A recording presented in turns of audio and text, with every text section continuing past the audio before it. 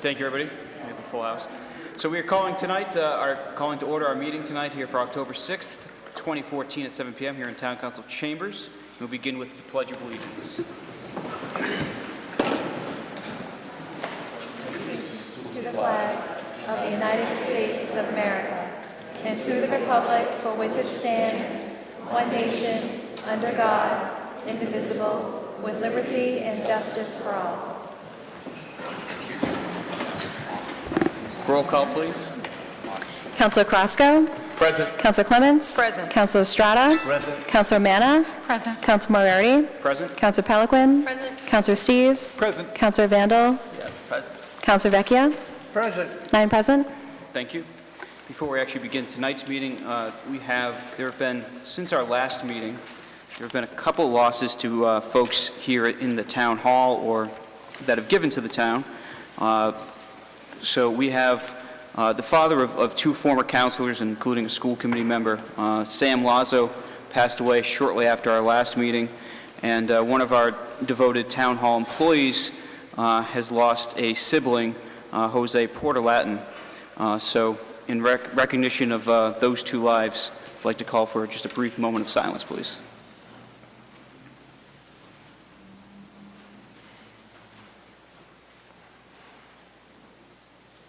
Thank you.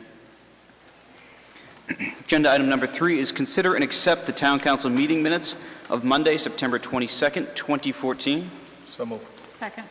Any corrections, Councilor Steves? Actually, just a clarification for agenda item number 10. Where it says that I advise this is an issue to look at in the long term, I wanted to specify that what I would like us to look at in the long term is the fact that such contracts allow for such huge overhead and flat fees are what we really need to address in some way. I don't know if that's at this level or at a state level, but somehow. Thanks. Any other corrections, clarifications? Seeing none. Oh, okay. No, I thought you were trying. Simple show of hands is fine. So all in favor? Opposed? Unanimous? She's ready. She's ready to go.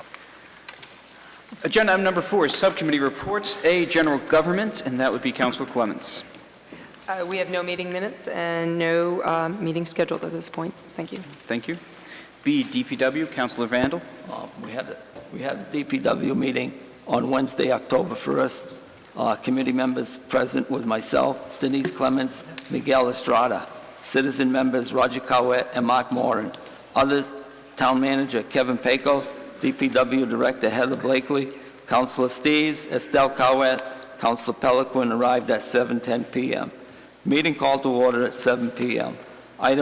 Agenda item number 1, vote to authorize the treasurer with the approval of the town manager to borrow $823,870 under Chapter 44 of the general laws of pursuant to any other enabling authority, and to issue bonds or notes therefore for repairs to Reservoir 5 Dam, to submit to council for ratification. A 2/3 roll call vote is required of council. Discussion. Town has 4 water dams. Work to be done on Dam 3, Reservoir 5. Project calls for cleaning vegetation, removal of larger trees, add filter material at bottom to stabilize the area. Initial work is to start this fall. Stop during winter, completed by summer of 2015. Project included in last year's budget and approved. Now is the time for borrowing to do the work. Motion made by Roger Cowett and seconded by Mark Moran with favorable recommendation to authorize the treasurer with the approval of the town manager to borrow $823,870 under Chapter 44 of the general laws or pursuant to any other enabling authority, and to issue bonds or notes therefore for repairs to the Reservoir 5 Dam. 2/3 vote required. Vote by show of hands. All in favor. Agenda item number 2. Discuss the sidewalks, Golden Greek Restaurant. I requested an update. Town manager explained originally Chapter 90 funds were to be used for project. Finance director found an old appropriation for sidewalk usage. We have $20,000 available, enough to get missing piece connected with the 2 existing sidewalks with granite curb. to use asphalt for sidewalk area. Waiting for quotes will be handicapped accessible. Discussion regarding other sidewalk areas in need of repair, town manager stated there's an ongoing effort to implement pavement management program. More discussion on this is at a future DPW meetings. Meeting adjourned at 7:55. A full set of minutes are available. Contact town manager's office if you want a copy. Denise Clements took the minutes at that meeting, and I condensed because it was too long. Thank you. Thank you, Mr. Chairman. Wait, Okay. could I reply? Sure. Thanks. Actually, he has the 2 pages, and I was under the impression they were going to get emailed to everybody, but if not, you will get the full recording, and they're much longer if you listen to the tape. Thank you. Thank you. C, Education and Human Services, Councilor Peliquin. I have no minutes and no meeting scheduled. Thank you. D, Planning and Development, Councilor Manna. Thank you, Mr. Chair. I have no minutes and no meeting planned. I just do want to put out there that we are still looking for people to submit letters for the Implementation Steering Committee. Thank you. Thank you. E, Protection of Persons and Property, Councilor Carrasco. Yes, we have a meeting scheduled for the 16th of October at 6 p.m. here in the George Parent Room, and we will be discussing the police reorg. F, Town Manager Search Committee, Councilor Carrasco. Yes, we do have a meeting coming up on next week, on the 8th, and this will be an executive session, and this will be to review the telephone interviews that we have, that were conducted by the consultant, and we will be reviewing that from Municipal Resources. So it will be an executive session, and from there, we will come out with the 6 finalists that will, semi-finalists, excuse me, thank you, that will be interviewed by a panel of interviewers, and we are looking for citizen input, citizen participation, and also municipal employee participation, where you will be asked to participate in a series of 6 interviews, which will take place October 15th from 8:30 in the morning to approximately 5 p.m. And this is a very key that we have to announce. All volunteers must be available for the day. We're looking for approximately 10 residents and also 10 municipal employees that will participate in the panels to participate in the interview process, so we can get their opinion, their thought process on each candidate that is being brought forward. So we are asking the community, employees, if you are interested in being part of the town manager search, we are asking your participation.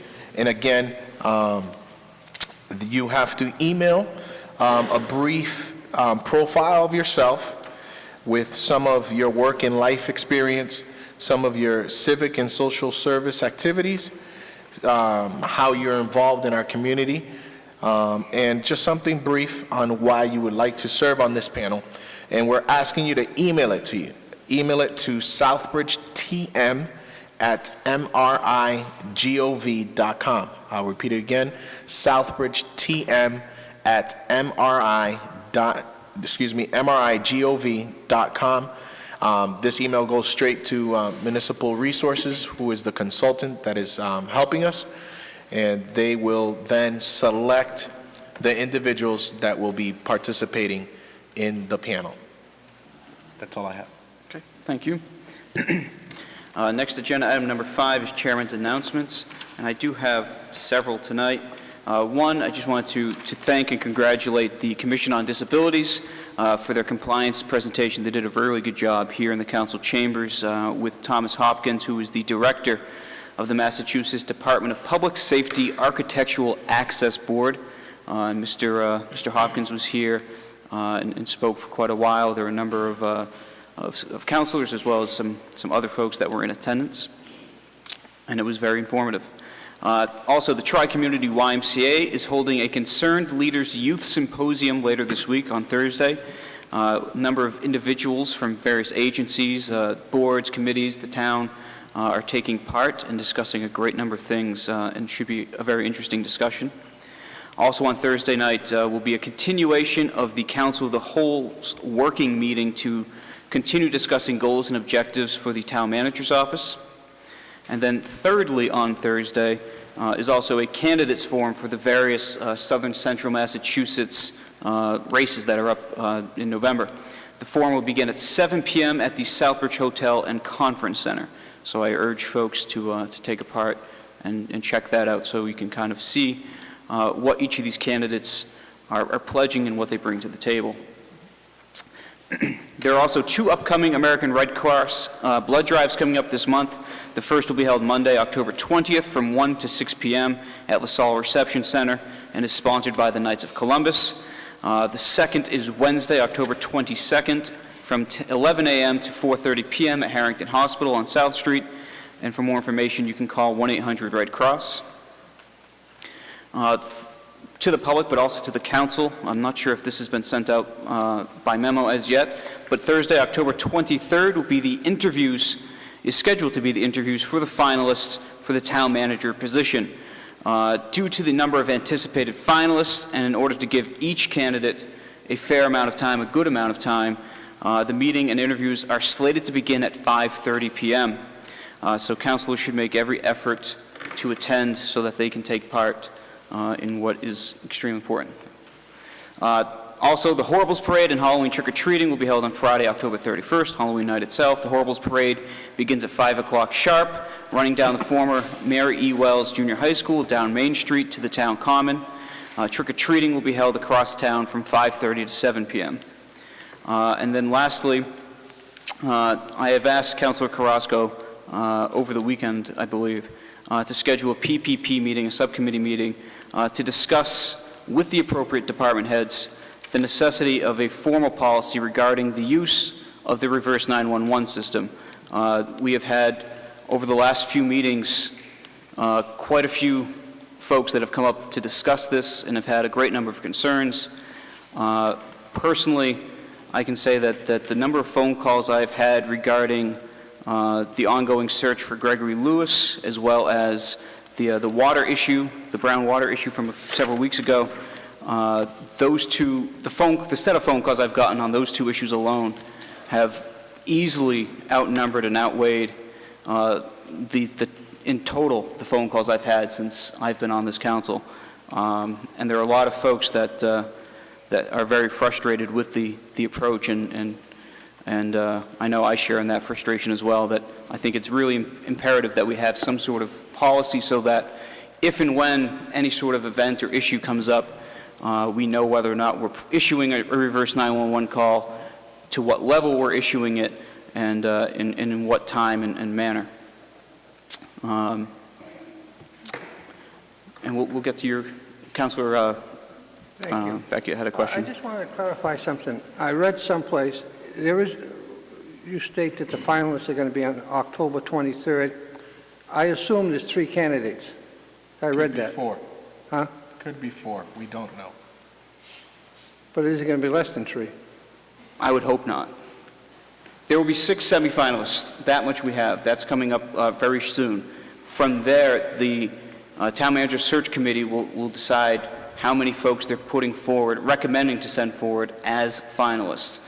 In the event that it's personal anyways, if there were only 2 candidates that we thought, or that committee thought were to be viable, personally I think that would be an issue that would merit a whole other discussion. That's my issue. I stated that last week. Right. If there's not less than 3, then I think you should scrap it and start over again. Right. That's my issue. Right. However, nonetheless, we are scheduling the date Okay. so that everybody can have ample time, Okay. ample notice to schedule that and make arrangements in the event that it's actually held. Okay. In a worst-case scenario, it's just canceled or postponed. Okay. And then I have one more question on it, Tom. We have an able acting town manager here. If we do hire somebody, are we going to keep him for a while? That would be part of that discussion with both who's coming in as well as with Mr. Pecos. And Okay, thank you we don't very want much. to put words in his mouth. Thank you. Moving on to agenda item number 6, Town Manager's announcements. We will turn it over to our able acting town manager, Mr. Pecos.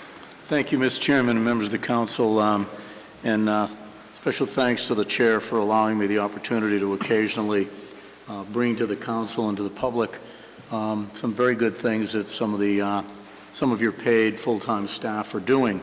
Heather, if you'd come up to the mic. So I'll read you a short letter that I sent announcing a new grant. I am extremely pleased to advise the council of the receipt of an energy efficiency grant in the amount of $130,507. These funds will be received from the Commonwealth of Mass Clean Energy Grant Program and National Funds Energy Incentive Program. The town will make a 10% match from water, $2,430, and sewer, $4,720 enterprise funds. Electrical upgrades will be made to pumps at the water and sewer treatment plants. Annual savings to the two systems are projected at $29,000 per year.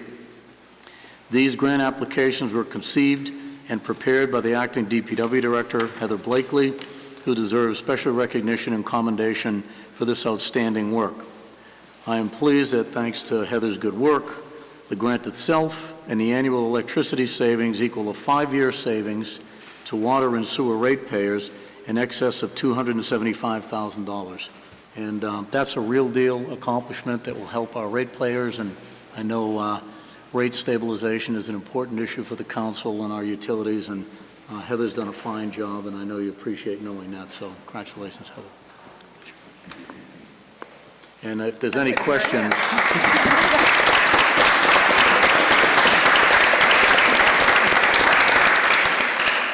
Thank you.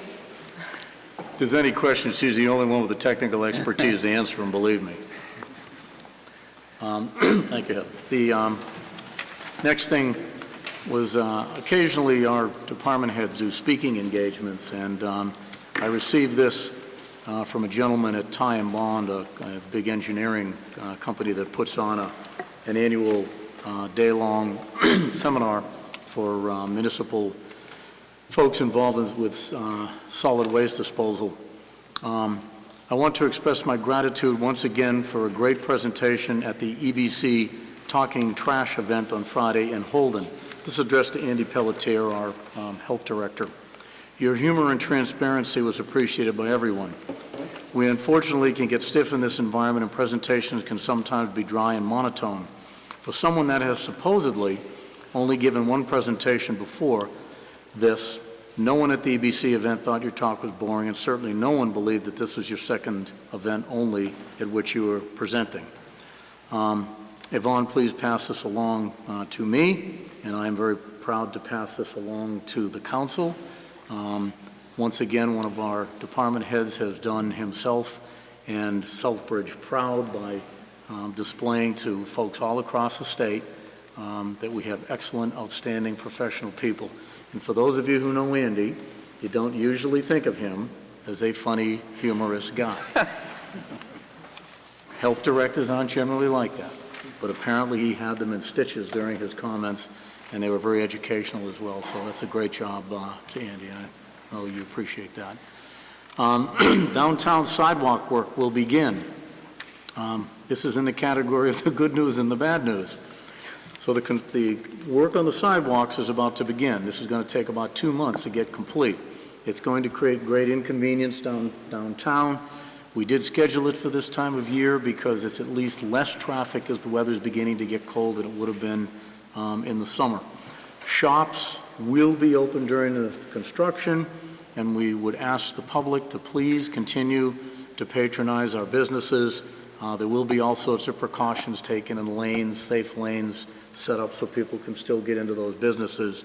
And I have lots of details here that I don't know that necessarily need to be read, but this will be out on our website for people. And I think the end product, from what I'm seeing on the plans, is going to be very, very pleasing to the public and going to do a lot to dress up Main Street. So good project. DPW Director also advised me that in a very short order, there will be closures of Eastford Road from Durfee Street to Denison. Hopefully this will only be a week duration this week. It depends on how quickly they can get the mix and get the paving done, but that'll be going on this week. Anything else on that, Heather? Okay. It will only be during normal working hours. The road will be back open at night, so it will just be during, from, say, 6:30 in the morning to about 5 o'clock at night. We're hoping to be, so we can reopen the road and then come back and rework. So we'll get in and out of there as quick as possible. We have to fix a cross culvert, and it's a little bit in a tricky area, so. In the last item, at your last council meeting, the council had asked about I'm sorry? Heather, if I may, because there's a lot of parents and children, will that affect our bus routes and delay in school It pickups? potentially could affect pickups, but we will be working with the police department, so they will reroute however is necessary. It's going to be from Durfee to Denison, but the construction work is right at, right where they cross for the golf course, right at the golf course crossing, right there. So the buses probably still can turn around and work through it, so. We'll deal with any issues with the police, making sure that the kids can get on and off the buses. And just, when will it start again? It's going to start tomorrow morning. Tomorrow. Is there a way we can communicate with the bus company or? I will speak with the bus company in the morning. It should be only one bus route because it's kind of isolated in that one area. So we'll figure out making sure that they get through. And my last item, Mr. Chairman, members of the council, at the last meeting, you had asked about citations issued for noise violations and for dog litter bylaw. That was me. Okay. And the answer to that question is as follows. In the last several months, the animal control officer has issued approximately 50 violations to citizens for failure to remove dog litter under Town Bylaw 6-203. Our patrol officers have issued a total of 876 Massachusetts uniform motor vehicle citations, with 9 being issued for excessive noise under Mass General Law, Chapter 90, Section 16. They have also issued 8 public nuisance violations under the Town Bylaws 7-301.2 and 7-301.3, which is the excessive noise bylaw. So those, that is the answer to that question, and they are enforcing those bylaws. Thank you. And that's all I have, Mr. Chairman. Thank you. We have some presentations tonight, the first of which, in recognition of October, is many things, but one of the things it is also Domestic Violence Awareness Month. So we have Chief Charette, as well as from the District Attorney's Office, and I apologize in advance if I screw it up, but Julie Lazure. Good evening, Council. Mr. Manager, thanks for giving us a few minutes for this very important issue. We're very fortunate to have Miss Julie Lazure here from the District Attorney's Office. Julie handles all 67 communities in Worcester County, speaks at all of the schools, all of the events that you can possibly think of. She's just a wealth of knowledge for us. So I will let Julie speak on the issue. Thank you. Thank you, Chief Charette.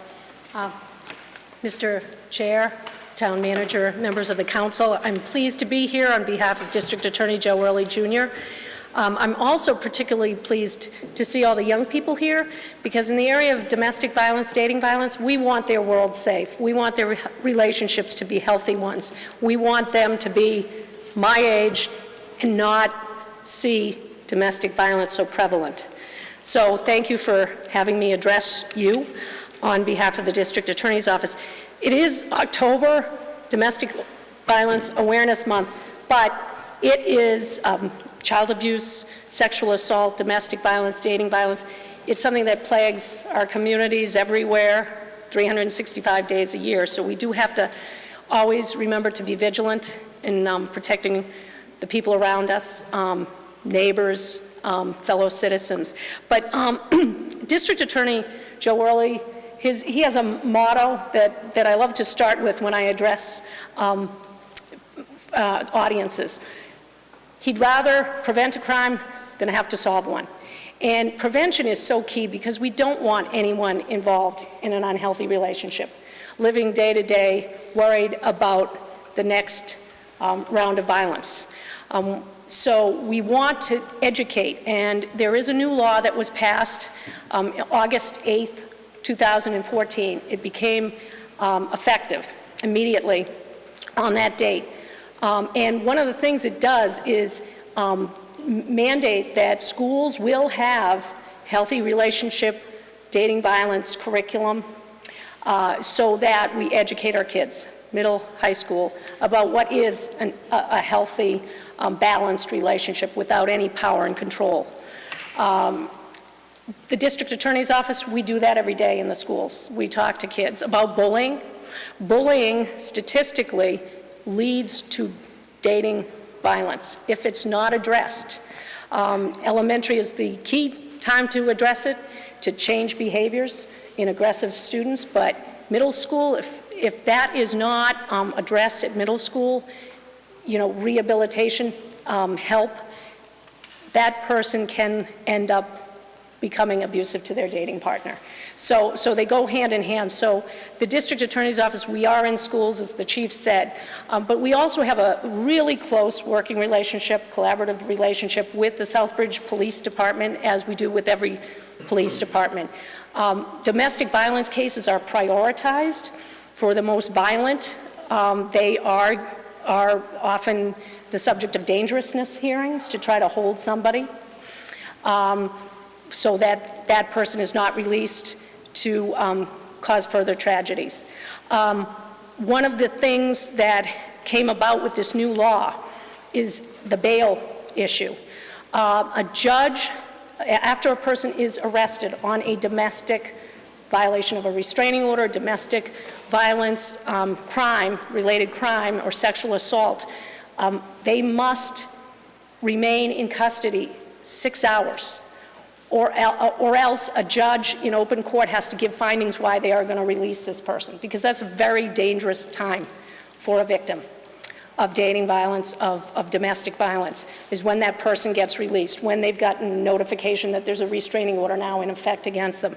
So some of the new laws, and I won't take up too much of your time, but it makes it harder for a person to get released on bail. The judge can take into more account other factors. Do they have firearms? What's their out-of-state records? The judge will have other factors to consider besides, is this person going to show back up for court? The judge has to make written findings if they do in fact release. And there'll be GPS monitoring more. Another thing that this law has helped is in confidentiality. Police logs now are going to be redacted, so victims' personal information is not out there. Protections of employees' privacy.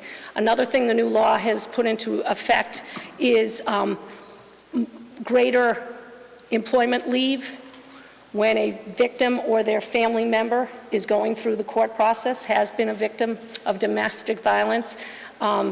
There will be up to, I believe, 15 days per 12-month period where they can be granted leave without any negative work repercussions.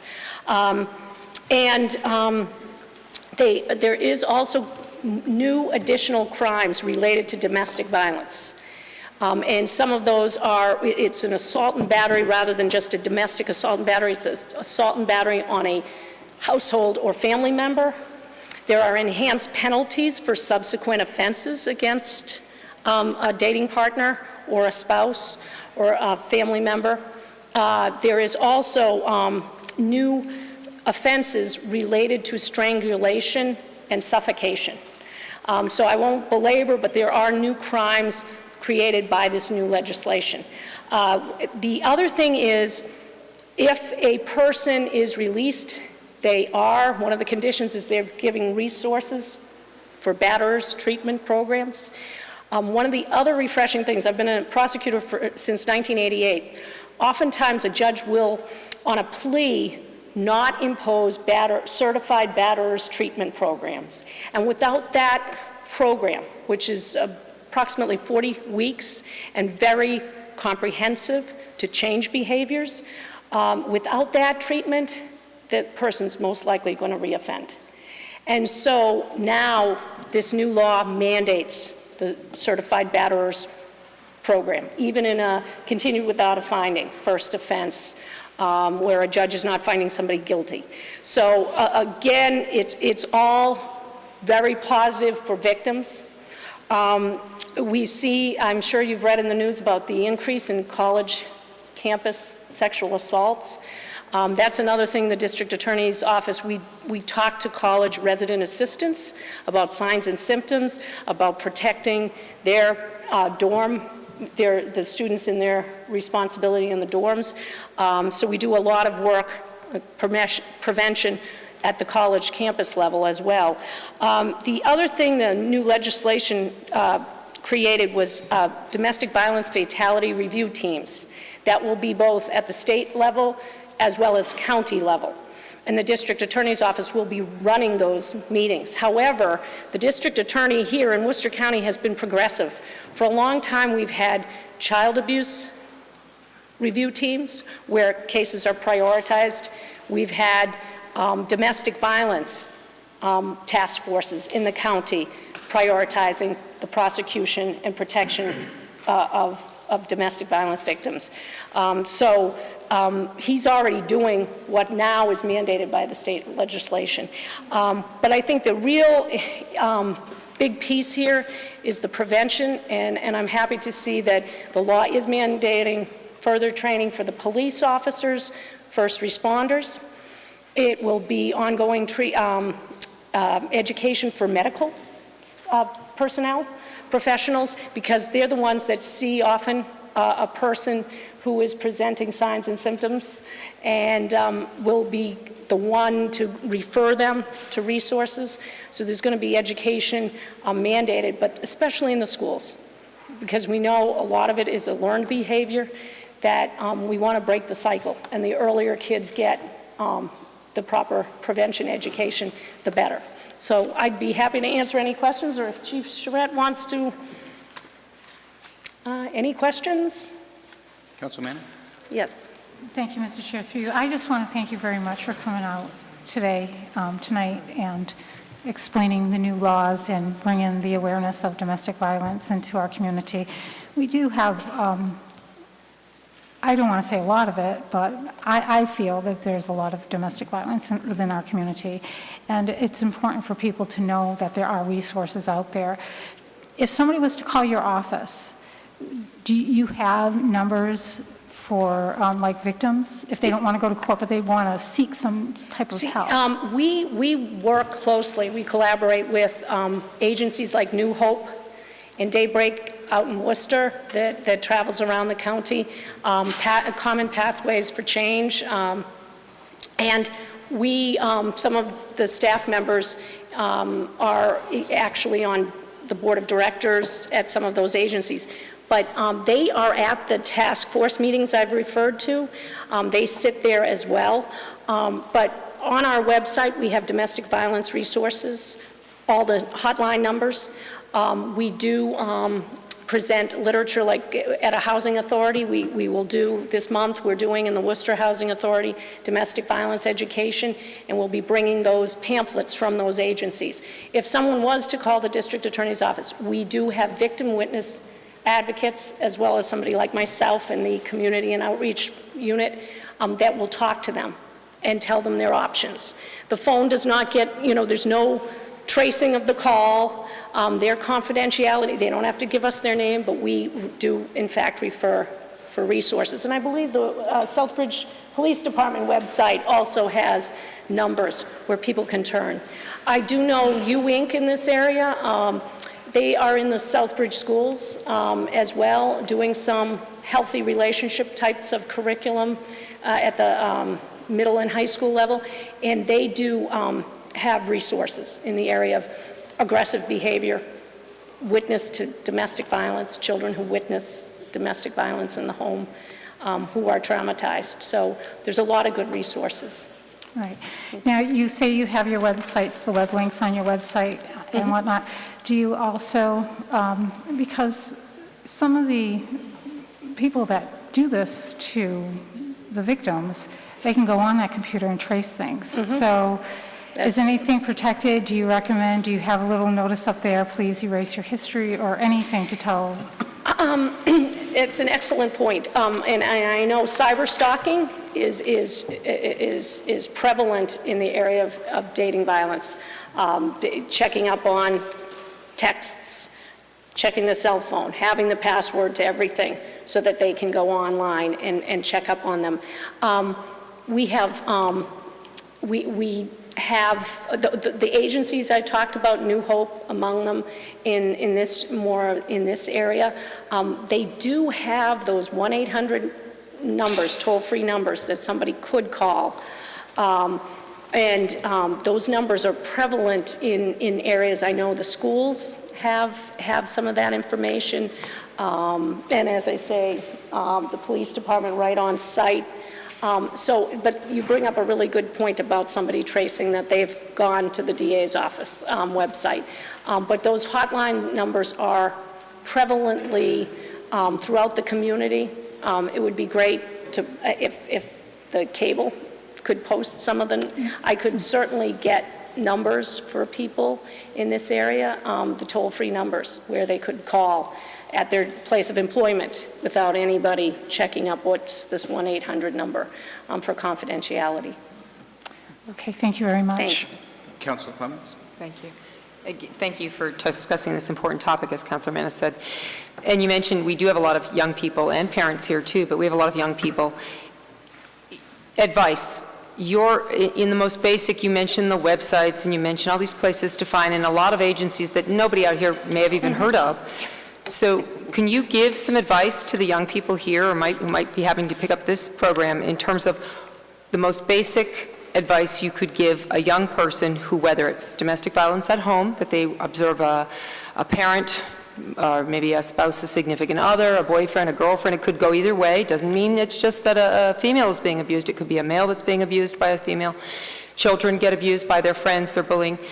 What's your advice to the young people here and out there as to the basic, what should you do if you feel you've seen it, you're part of it? Who should they talk to? Who would be their most easiest person to talk with? Hi, everybody. They might not find the chief, so that's not the answer. No. And you know something? We realize that sometimes this is very difficult to talk about, but let me say this. Whatever age you are, whether it's a trusted friend, your friend's parents, a teacher at school, a priest, a police officer, a firefighter, anybody within your life that you trust, but the one most important thing to always remember is nobody has the right to hurt you. And trust your instincts. If you think that you're in a relationship where there's something going bad, if you feel like, this just isn't right, talk to somebody, don't wait. Whoever that is in your life that you feel comfortable with, you can walk in our station anytime. It is never, ever locked. That's all you have to do.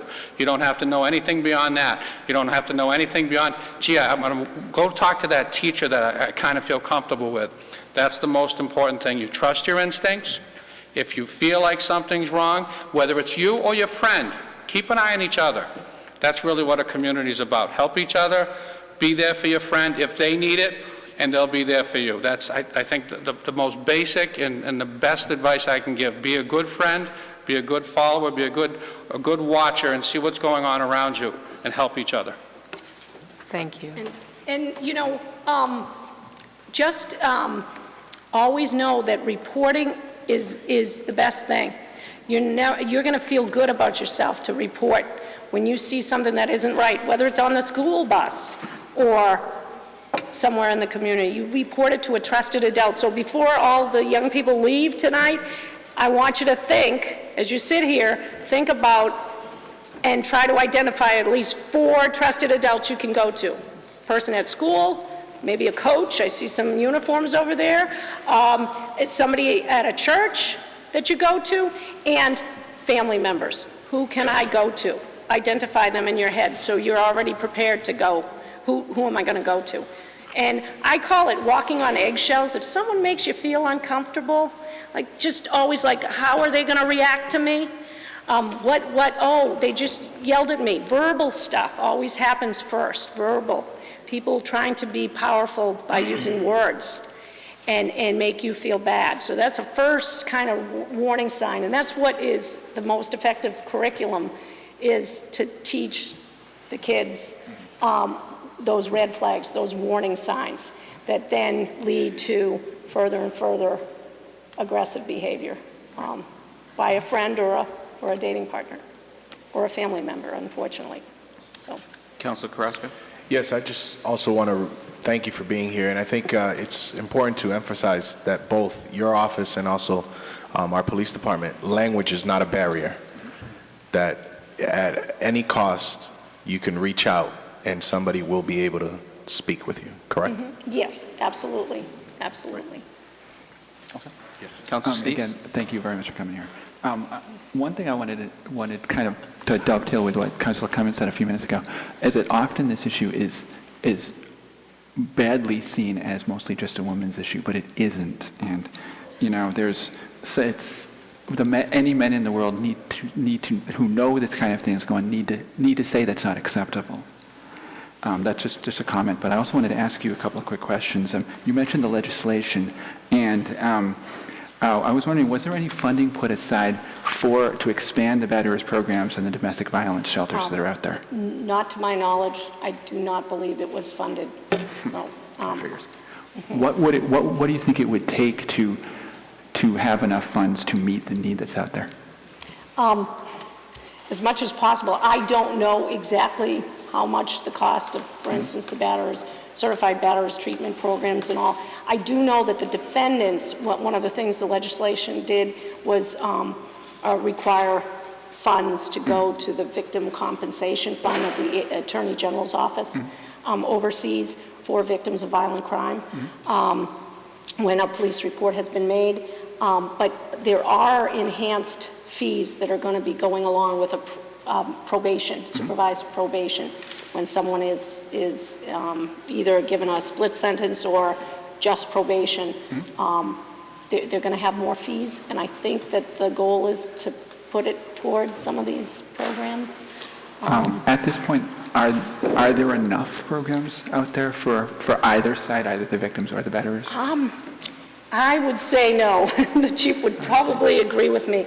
And transportation is a huge issue. Right. It is a huge issue in the southern part of Worcester County. I go to so many meetings where that is the number one thing talked about, access to services without transportation.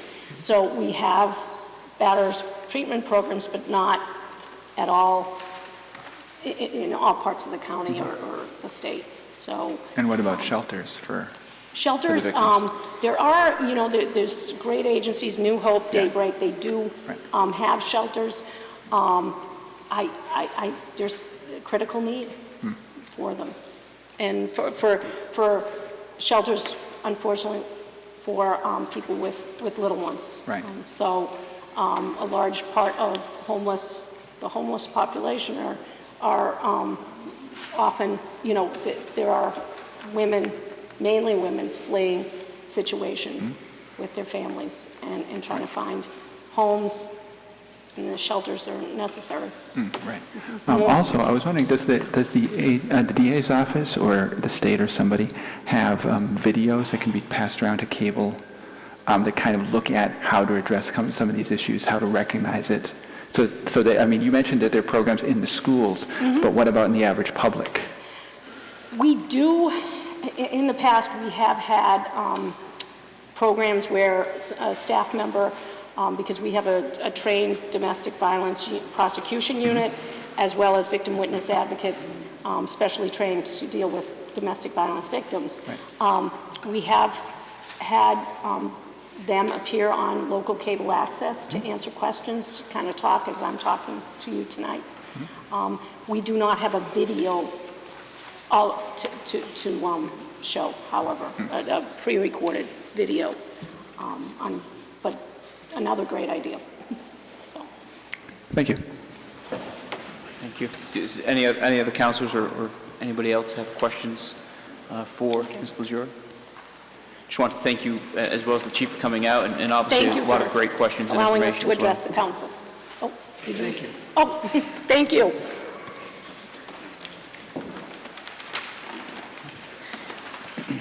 In addition to Domestic Violence Awareness Month, October also happens to be the month of the young adolescent. And as such, we have some of those folks here tonight. And to introduce them, and I'll meet him here with a proclamation, we ask that Mr. Terry Wallace from the Southbridge Middle High School come up and he can introduce some of his guests.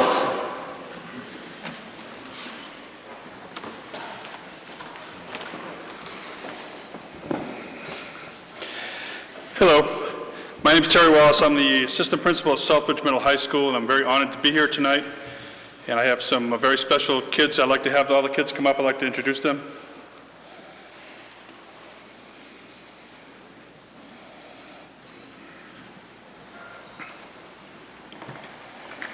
Before I introduce the students, they're members of our elected student council in grades 6 through 8. I just want to say how important an initiative like this is. When you talk about foundations and going forward in a community, I think really you have to start with the youth. And we certainly believe that on the middle school side. As you can see, a bunch of parents and both principals from the elementary school are here tonight with a bunch of kids. That's where we got to start. We got to start with our younger kids, be positive, teach them to do the right thing, have them work hard, have them stay positive. And again, the message I guess I would say out to the parents is, there's a lot of wonderful kids here in this town. Just make sure as parents you take time to say that to the kids, hug your kids, they work hard. And sometimes there's some negativity out there, but there's a lot more positive things happening in this town than there are negative.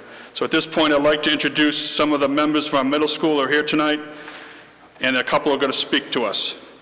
Our sixth grade members, and would you just come out and just wave to everyone so they know who you are? Amari Colon is our president on the sixth grade. Amari, come on up. A little wave. Our vice president is Crystal Hernandez. Big wave. Okay. Our secretary is Beth Young. And our treasurer is Nimzi Hernandez. Representing our 7th grade is Kara Gagnon, who is our treasurer in the 7th grade. Representing our 8th grade is our historian, Destiny Torres. Atta girl. Our secretary, Tabitha Matris. And our treasurer, Amber Warden. So could you welcome me and give them a great round of applause here.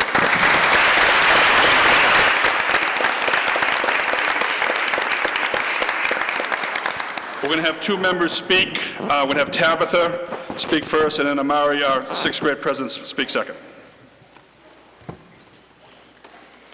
Hi, I'm Tabitha Metris. I'm secretary of the 8th grade student council. A few of you may know me. I'm proud to be with all these people here tonight, and I'm happy to be part of the student council.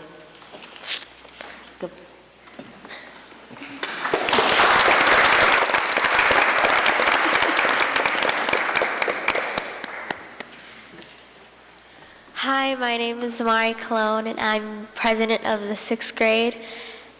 And I would thank you for inviting me here today. And I would like to thank my classmates for voting for me to be president. And I hope we have a great school year with my 6th grade board. Thank you.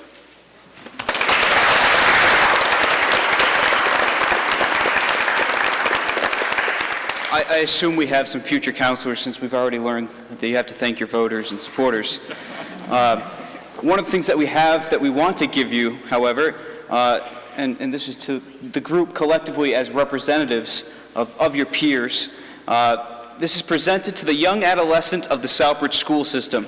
Whereas the period of early adolescence, 10 to 15 years of age, is a distinct developmental period between childhood and full adolescence, and whereas this period has been little understood, and whereas youth between the ages of 10 to 15 undergo more extensive physical, mental, social, moral, and emotional changes, with possible exception of infancy, than at any other time of life, and whereas the attitudes and values young adolescents develop during these formative years largely determine their later behavior, and whereas parents continue as primary models and guides, even as young adolescents give increased attention to peer groups, And whereas much valuable information and research about this important age group now exists and should be circulated, now, therefore, the town of Southbridge, Massachusetts, by its town council, hereby proclaims October 2014 to be the month of the young adolescent, and we urge all the citizens of Southbridge to take cognizance of this event and participate fittingly in its observance. And this is signed by myself as well as the town manager, Mr. Pecos. Just want to give that to you guys. Thank you.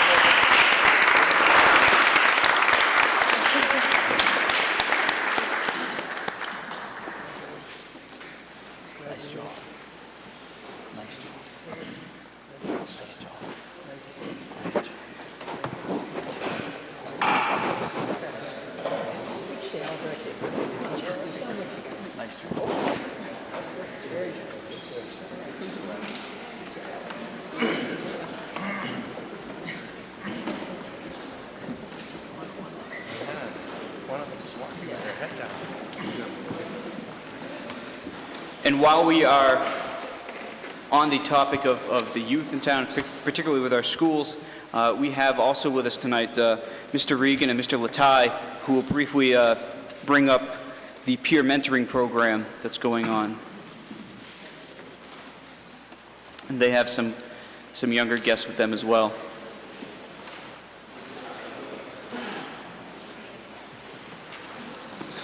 Thanks for having us. I'm Vinny Regan, principal at West Street School. About 5 of our members of our student mentor leadership team, and I'm going to let them introduce themselves and talk a little bit about what they're doing with our younger kids. Say your name if you want to talk.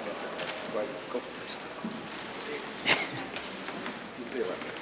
Hi, I'm Francesca, and this morning I was on breakfast duty, so never mind. Hi, my name's Jamira. Hi, my name is Ashley. Hi, my name's Jose. Hi, my name is Denver. In the morning, we help the younger kids open their milk or cereal, and later on, after a few minutes, we bring out coloring sheets so they're not bored and they can have a nice time coloring. These kids are great mentors for our younger students, and as you see, they're going to step into future leadership roles like our friends at the middle high school. So we really want to recognize the whole team and appreciate these guys coming tonight to be seen. So thank you. Thank you.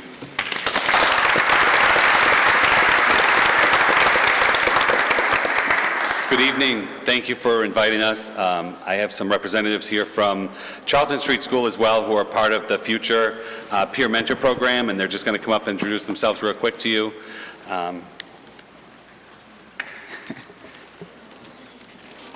Hi, my name is Natasha Reno.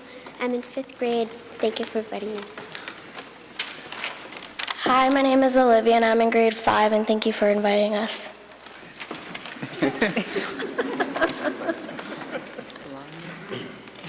My name is Erin Hewlick, and thank you for inviting us tonight. My name is Carlos. I'm in 5th grade. Thank you for inviting us. My name is Jordan Herrera. Thank you for inviting me. My name is Demetrio Gonzalez. Thank you for inviting us. My name is Alyssa Williams. Thank you for inviting me. My name is Sophia Hadzidas. I'm from grade 5, and thank you for inviting us. So thank you again. It's a privilege to work here in Southbridge. The students in our elementary schools are truly great students. They're well-behaved. There's so much learning going on. I've never worked with a harder group of working teachers and staff at the elementary schools. Everybody should really be proud of what's taking place in those elementary schools, and this is a product of that. So we thank you, and we thank all the parents for that.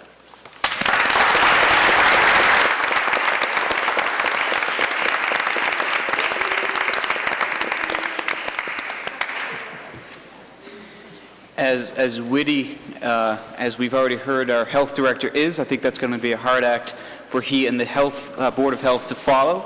But our next presentation is the Board of Health. And we'll have Mr. Tchaikovsky come up as well as, it looks like, Mr. Pelletier.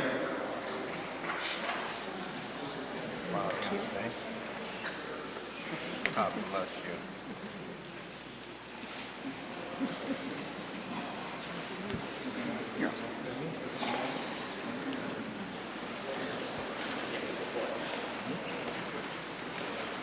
Dustin, pass those around, will you?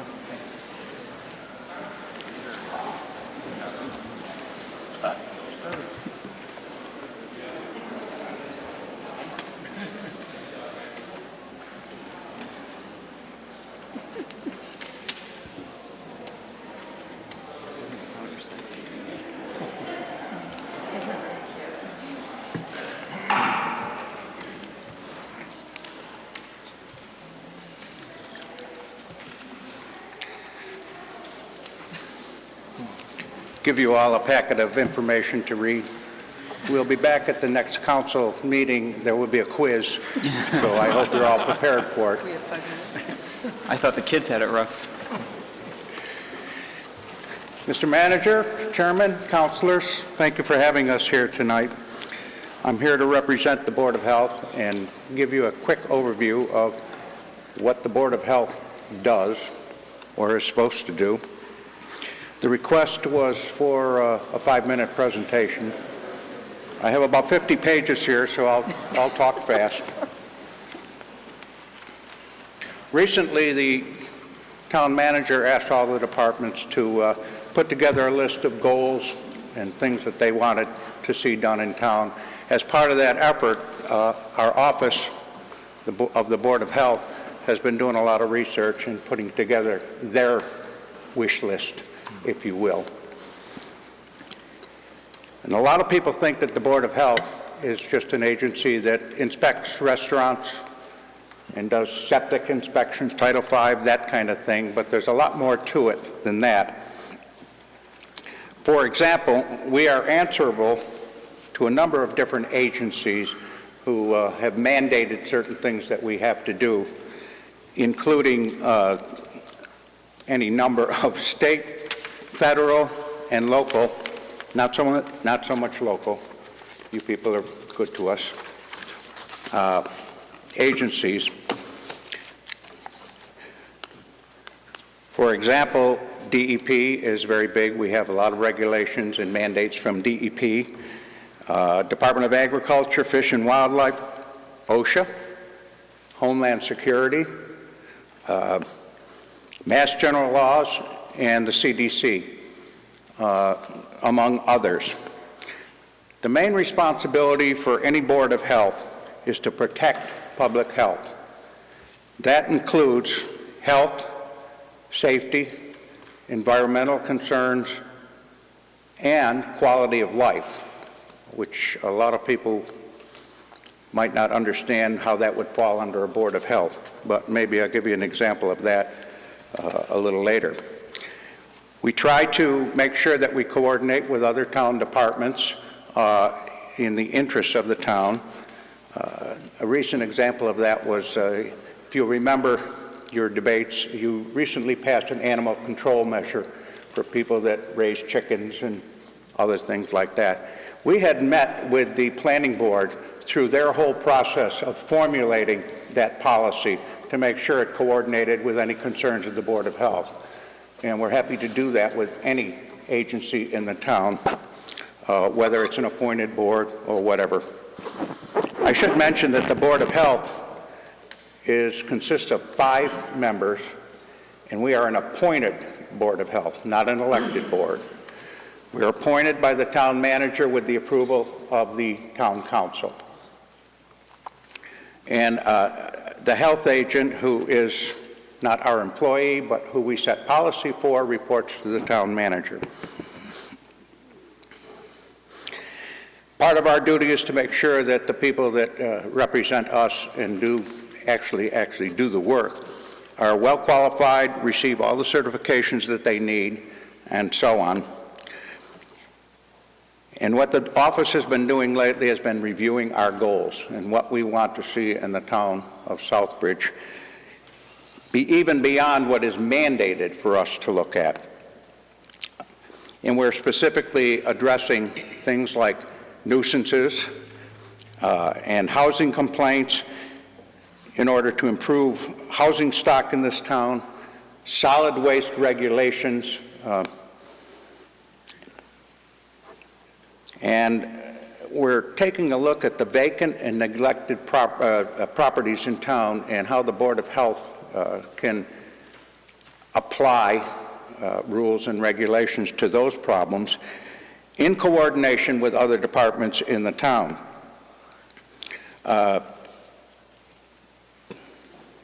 Example of nuisance, this is interesting because this was new to me when I found out that that came under our purview. And this was brought up when you passed a graffiti bylaw.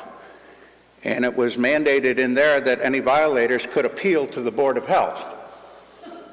And I thought, my first thought was, what's that got to do with the Board of Health?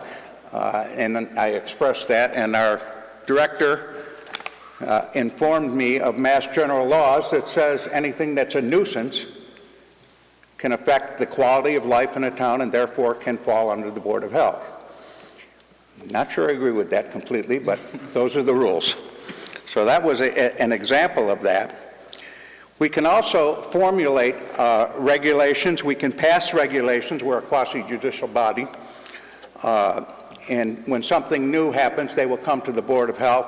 A recent example of that was when the Commonwealth of Massachusetts approved body art, tattoos, piercing, that kind of thing to be legal.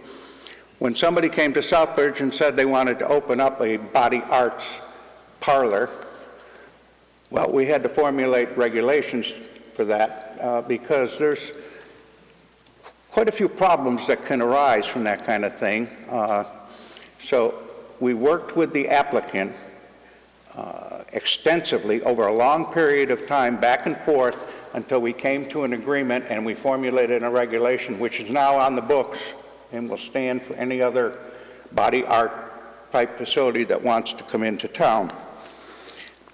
We also recently revised our smoking regulations in conjunction with the committee in Central Mass that isn't concerned with those kind of things. It really was an update of an old regulation which was never approved by the Board of Health. It was a proposal. We expanded on that, made some changes, and made clear that the object, although it would be great if everybody quit smoking, it was not meant necessarily to do that. Smoking is legal. If you're an adult, it's legal. It's your choice. What we were concerned with is youth of the community being exposed to tobacco and tobacco products. So we updated that and approved it formally, so that is now the smoking regulation for the town of Southbridge. We do things like that as they come up, but also we have other sets of goals that the office is working on. And the first one that was listed in the literature I gave you was permitting for the keeping of animals. Well, you've passed the bylaw, so that one, we're kind of making sure that that works out right. Another one that we're concerned with is blight in town, and vacant properties, unkept properties, and so on.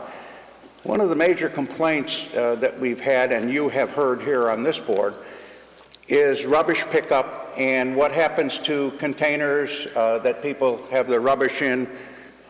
They're supposed to have a container that has a hinged, connected lid. A lot of them don't. When the rubbish collectors come by, they empty them, they put them back down. They often don't put the lids on, or if they do, and it's a windy day, they blow all over the place. Cars run over them. And then people say, well, how can I follow the regulation if, my can keeps getting ruined? So we have an initiative to provide a standardized rubbish can, similar to what's done for recycling, for everyone in town, and you would be mandated to put your non-recyclable trash in these cans. This would go a long way towards making things look a lot better in town. Along with that, we're looking at housing regulations or habitancy and what is required there. Any town has to have a health assessment to understand what their problems are, what they need to attack, what their priorities are in terms of health, safety, environment, and quality of life. We have an intern that will be doing a study on that. Some of the things that includes, you've already heard about, they would include prescription drugs, overdosing, illegal. Domestic violence would also be included in that. Certainly it's a health concern, among other things. One thing that we want to learn more about is why is Southbridge the #1 in the state for asthma? And one thing that can contribute to that is substandard housing conditions, where things like mold and mildew and all that are allowed to fester in there. We're looking at a pre-inspection program for anybody that rents property in town would have to have a pre-inspection, meet certain standards. This is a benefit not only to the tenant that's going to move in there, but it also benefits the landlord. Often cases where there's damage in an apartment, a tenant will claim that the landlord has to fix this, I didn't do it, and so on. A pre-inspection gives the landlord a certificate that says everything was in order when this place was rented. So therefore, if you punched a big hole in the wall or you pulled some wires out or something, it's not the landlord's fault. You are responsible for it, and the landlord has some cover there. We're hoping that this is something that the landlords would be willing to participate in. It may involve a small fee, but it's to their benefit. Again, we want to continue what we've been doing in trying to educate people and increase the recycling rate in Southbridge. There's been some improvement in it, but we still have quite a long ways to go. We're looking at, one of the subcommittees of the Board of Health has been looking at for example, studying a program where the plastic bags that you get at the grocery store and everything could be returned they'd be mandatory. They'd have to take them back. And perhaps there could be like the Boy Scouts used to go out and do a paper drive and to collect some money.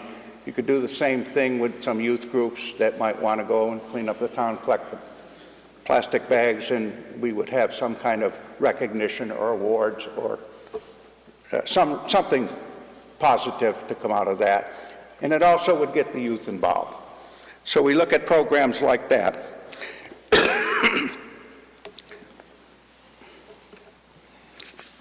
Those are some of the things that we are looking at. The other one that is a concern and an ongoing concern of the Board of Health is our landfill. I know some of you had the opportunity to go to the recent open house up there and take a tour of an operating landfill. It's very educational, and I have been up there both times and talked to people who went on the tour, and they were very surprised at what they saw. I think that in the future we need to publicize this better, because I'm sure that Casella will run more open houses with tours like that. This time they even had food and drinks and stuff, so that was good. But as I say, it's very educational. We're pretty happy with the way that Casella is running our landfill. We meet with them constantly. As one of the requirements for the site assignment, they are required to send a representative to our meetings and give us a report on what's going on at the landfill. But they're also heavily regulated by the DEP. Whenever there's the slightest complaint, we have to get it resolved with the DEP to their satisfaction, make sure that we're following all the regulations up there. There was another building up there that you may have heard about in the past called the Blue Building. We now are looking at having a new tenant in that building. Casella would lease the building out to a company that would recycle construction and demolition debris. And I forget what the figure was. We've met with the company a number of times, and we have tentatively approved their application to do this. It now goes to the DEP. They also have to approve it. But this is a facility where a very, very high percentage of the materials that comes into that facility gets sorted and recycled. Very little is left over at the end that potentially can go in the landfill. This also falls under the rules that we already have for the number of trucks that can go up to that landfill. This will not increase that at all because it's already set the maximum number. We can't increase it, and they wouldn't. The landfill is permitted for a certain tonnage, and they rarely, if ever, are going to meet that tonnage. And whatever comes out of this new facility would have to still remain under that tonnage. But it's a use for the facility. It will provide a number of jobs up there, and it's a very clean operation. The company is doing it, runs other facilities. They're well run. We're looking forward to the DEP approving this application. And again, what we have given you today, because we are subject to so many mandates, to give you a better idea, that is not a complete list, all of those pages. That only covers largely the Massachusetts general laws that we are subject to, and there are some others in there, but there's plenty more. And what we would like you to do is be aware of all the things that come under our purview, if you will. And remember, we are not just strictly adhering to those. We are looking at other initiatives to make things better in Southbridge, in coordination with other boards in town, council, other offices, and always aware that we want to increase the economic ability in town and certainly not ever subject the town to any liability. Now, in true bureaucratic fashion, if you have any questions, I'll be glad to turn them over to our health director, Mr. Pelletier. And I would take, just on a personal level, I would say we are very fortunate in this town to have Mr. Pelletier as our health director. He is very knowledgeable, has very good contacts, has long years of experience, and I have no hesitation in bringing any problem to him. He researches it, and he brings us the answer. So that's kind of just an overview of what we do. I hope it gives you a flavor of what the board can do, what the board is composed of. And I invite you, we meet once a month, generally the last Thursday in every month, on Thursday nights, generally at 6:30. It's an open meeting, it's posted, meets all the regulations. I would certainly encourage you or anyone else that might be watching out there to come to our meetings. If you have any questions or concerns, bring them. If it's something immediate, bring it right to the health office. They'll act on it immediately. Or bring it, if you have a question, bring it to our meeting. And if we can't address it at that point, you can be sure that we'll research it and have an answer for you to resolve any problem that you might have. So I hope this gives you a better feel of what we do on the Board of Health. The pay is great, you know, pensions, we get all of that stuff that you don't get. So, and I want to thank the Red Sox by cooperating, by not being in the playoffs this year, so that I could be here tonight. And if you have any questions, Mr. Pelletier is also here. I probably won't be able to answer them, so that's why I have him here. There are other members of the board here present also, but I'm sure they would like to have Mr. Pelletier answer your questions if you have any. So, anybody got anything? I'd be amazed if nobody, really? This was tough because they say never follow kids or animals. It is. It is. I'll offer one then. What sort of initiatives or efforts can the town, whether it's town council, town manager's office, otherwise, do to help with the Board of Health and some of the issues that you've raised, such as the asthma rates, the substandard housing? I know we do have quite a hefty series of projects planned to deal with that, but what can we do on our end to aid? Besides money? Yeah, I think on the housing thing, that's been one of the major concerns that Andy has brought up, and checking with other towns and so on, what they do in terms of this idea of pre-inspection, which I think is a very good idea. I know that Boston does that. I mean, I'm not putting us on a scale with Boston, and their health department probably has a lot more power than us.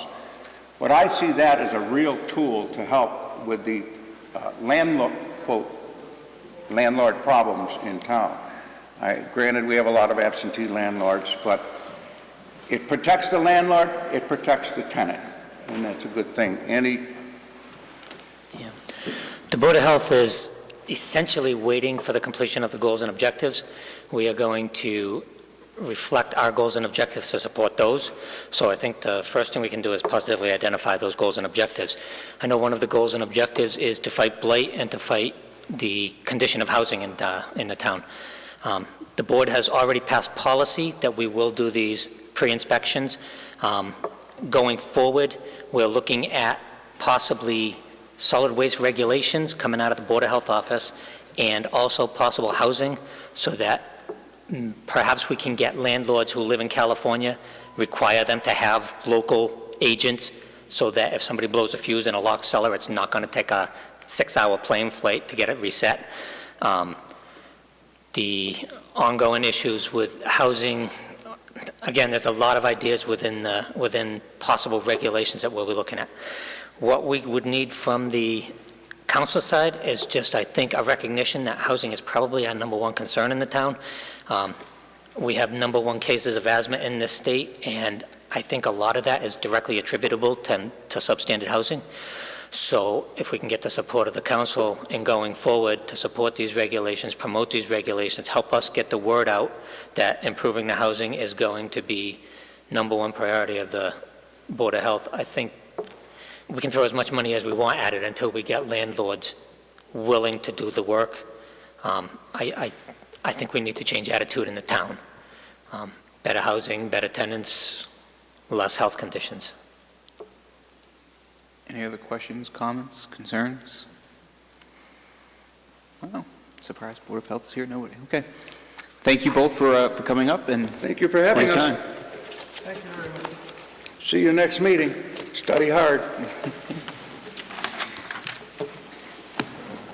Moving on to agenda item number 8, Citizens Forum. If we have any citizens here in attendance who would like to come forward to speak to anything that is not on tonight's agenda, now would be the appropriate time, and when you do so, just please state your name and your address, and we will give you 5 minutes to speak.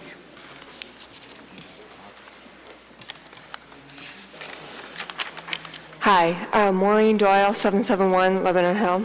I just wanted to thank you for passing the livestock bylaw, and I wanted to acknowledge the work of Denise Clements and Monique Manna and Mr. Pecos in particular. And thank you to Conrad Vandal for answering lots of my questions and helping me through the process. And thank you for voting yes. And when I have permit in hand, you can come by and maybe I can dispel some myths or misunderstandings about chickens. And if anybody has an emu, I would love to see one. An emu. Thank you. Thank you. Hopefully it's a chicken barbecue. Any other questions, comments, or citizens rather?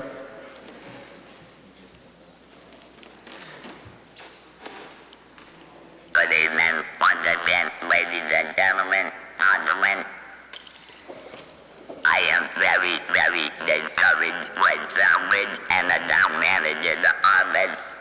My brother from Wayne was still in a van he never sold, and it was my van that was parked in a garage. Then a week later, I from Wayne was stealing tools.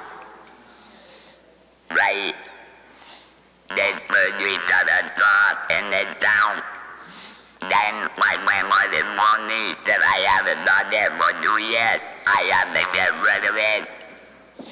what is going on with that reason, what is going on with the town. I'm asking you and say to the Lord, never mind about money issues.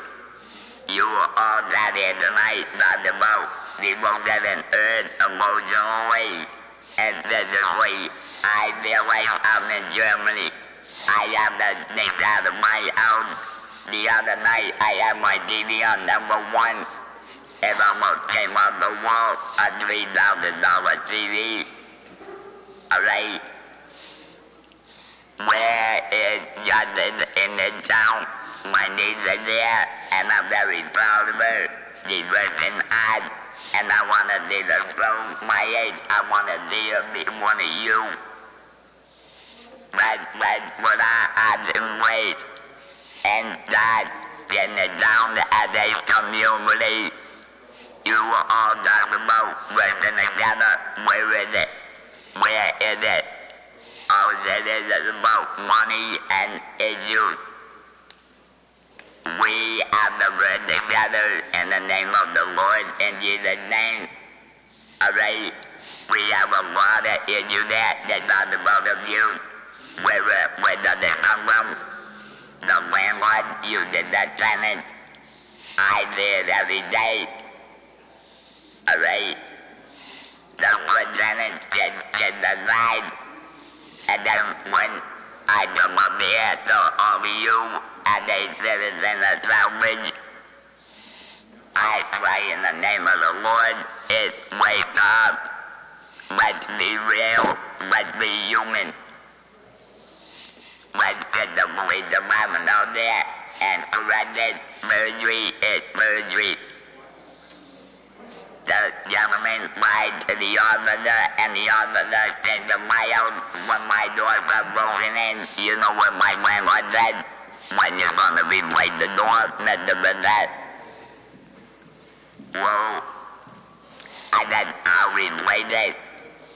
Then he said, why don't you move? If you have any problems, they park their cars anywhere they want. So I'm not about that. My nieces, my nephews, my grandchildren, my family, they'll visit me. Not even my visiting nurses. I am a stage 4 cancer patient, and I'm not crying about my illness. I'm crying in Jesus' name. The town manager, please wake up. I need an attorney, and I need help. These issues are very serious. What happened when they're done with me? I die of a heart attack. Is it done? No. But one of you want to remember this? As a town citizen, you're always talking about community. I had in town 3 months ago to put a handicap sign up on 87 Jamin Street. Never got done about the handicap sign. Never got done. I'm here in the plea of the people of our town. You talk about safety, you talk about crime, you talk about abuse. Where does the abuse come from? Drinking, drugs, emotional, upset families. Think about it.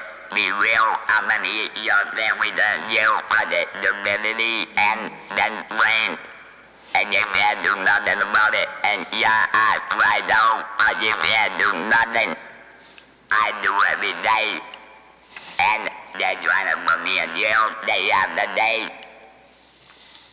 I'm here and be after the down of these young children. What happened every one of your children at an apartment and they say, you can't do this. You gotta get rid of this. You all know I cleaned up down there. I never had the landlord for a dime. I put in over $5,000 in that place on the outside. And then he had young kids moving. Just got their name, Stephen Turboy's place. I'm over that. What does that mean? I'll get another name and another number. But we are all God's children. you want to work at the community, let's do it. Amen. Thank you, Mr. I Bissett. just want to add this committee one thing. I asked you, why wasn't that sign put up on 87 Statement Street? Why was the sign not put up? Right. When you guys approved it, it was voted and then it was we. I think what we would have to do is the town manager's office can look into that for you, for the signage at 87 Chapin Street that Mr. Bissett is inquiring. And we'll report back. And I hope I wasn't discriminative or anything against anybody, but you all talk about working at the community and at the committee. You want these chairs built. The only way you're gonna do it is that stand out there on Main Street, get the word out there. We had enough. After that, when it deserves the methadone, there's more than that going on down there. But that's up to you right in that day, not me. Amen. God bless each and every one of you. Thank you, Mr. Bissett. Is there anybody else who would like, any other citizens who would like to come forward tonight to speak on anything that is not on the agenda tonight? Once, twice. Seeing none. Moving on to agenda item number 9. Vote to confirm the appointment of Michael Trombley as of Southbridge as the Veterans Graves Officer for a 3-year period effective immediately through June 30th, 2017. So moved. Second. Councilor Vecchia. Thank you, Mr. Chairman. Through the chairman to the town manager, says vote to appoint. Does that mean this is not a reappointment? In actuality, the responsibility to serve as the Graves Registration Officer goes right along with being the COA Director and, the Veterans Agent, Veteran Service Officer. But this is a formality that we've traditionally gone through. Well, my point is, it says vote to confirm the appointment. So who was, it's not a reappointment, then who was the Veterans Grave Officer before Mr. Trombley? I don't know. Mike, do you know? Through you, Mr. Chairman, the Graves Registration Officer for the past 16 years was Roger Narowski. He retired this past June. Okay, thank you very much. Thank you, Mike. The second question I have, I understand that he should, I'm going to vote for him, and he should have the job because it goes hand in hand with the veterans. I'm just wondering, is there an extra stipend or salary? Yes. Or It's could you- $1,500. Okay, thank you very much. Are there any, all set? Yes. Any other questions, comments, concerns? Seeing none, roll call, please. Counselor Clements? Yes. Counselor Estrada? Yes. Counselor Manna? Yes. Counselor Moriarty? Yes. Counselor Peliquin? Yes. Counselor Steves? Yes. Counselor Vandal? Yes. Counselor Vecchia? Yes. Counselor Krasko? Yes. 9 yes. Motion carries. Thank you. Moving on to agenda item number 10, vote to accept the warrant for the state election scheduled for Tuesday, November 4, 2014. So move. Second. Any questions, comments, or concerns? Seeing none, roll call, please. Counselor Estrada? Yes. Counselor Manna? Yes. Counselor Moriarty? Yes. Counselor Peliquin? Yes. Counselor Steves? Yes. Counselor Vandal? Yes. Counselor Vecchia? Yes. Counselor Krasko? Yes. Counselor Clements? Yes. 9 yes. Motion carries. Moving on to agenda item number 11, vote the approval of exemption for special consultant Michael Janes to design the bicentennial website for a fee of $1,600. So moved. Second. Okay, just as a quick note, I'm sure there's questions, but I just wanted to point out that none of these funds are taxpayer funds. All of the money raised by the Bicentennial Committee are raised by the committee itself. The town itself, for better or for worse, has not given 1 red cent to this committee. Councilor Vecchia? I'm just curious, vote the approval of exemption. What's an approval of exemption? Because what this gentleman wanted to do was to have the town buy him a piece of software which he could do the web design for the committee. Unfortunately, municipal law doesn't allow us to buy a piece of software and give it to a third party. And so the way we figured out we would do that is we took the price of the software and made it essentially a consulting fee. So what the gentleman is actually going to do is buy the software, retain the software as his fee for the work, and then he's going to do the work for free for the town. But the law requires, since he's both a member of the committee and a consultant to it, that the council make a finding that that's okay, basically. I think this is very nice of Mr. Michael James to be doing the work for us. It's a heck of a bargain, I can tell you, because I've had services like this done before for towns, and this could easily be in the range of $5,000 to $10,000 if he, wanted to charge what it's worth. I agree with you. My hat's off to Michael James. I agree with you. For what it's worth as well, Mr. James has been working tirelessly and diligently on the website for several months with no expectation or question of remuneration, and more or less is looking for a way to improve what is already on that website and needs the tools to do so. And again, so that's more so what he's looking to do. Any other questions, Councilor Carrasco? That's the wording. Through you, Mr. Chair, maybe to the town manager or maybe to the Bicentennial Committee. Is there a way that this website can be utilized also with our town website? I don't know any reason why it can't, as long as it's compatible electronically, sure. Because this is our town's celebration, and I think if somebody accesses our town website, whether it's a link or certainly a we can page, have I don't know if there's something already established or something to that effect. I think it's necessary.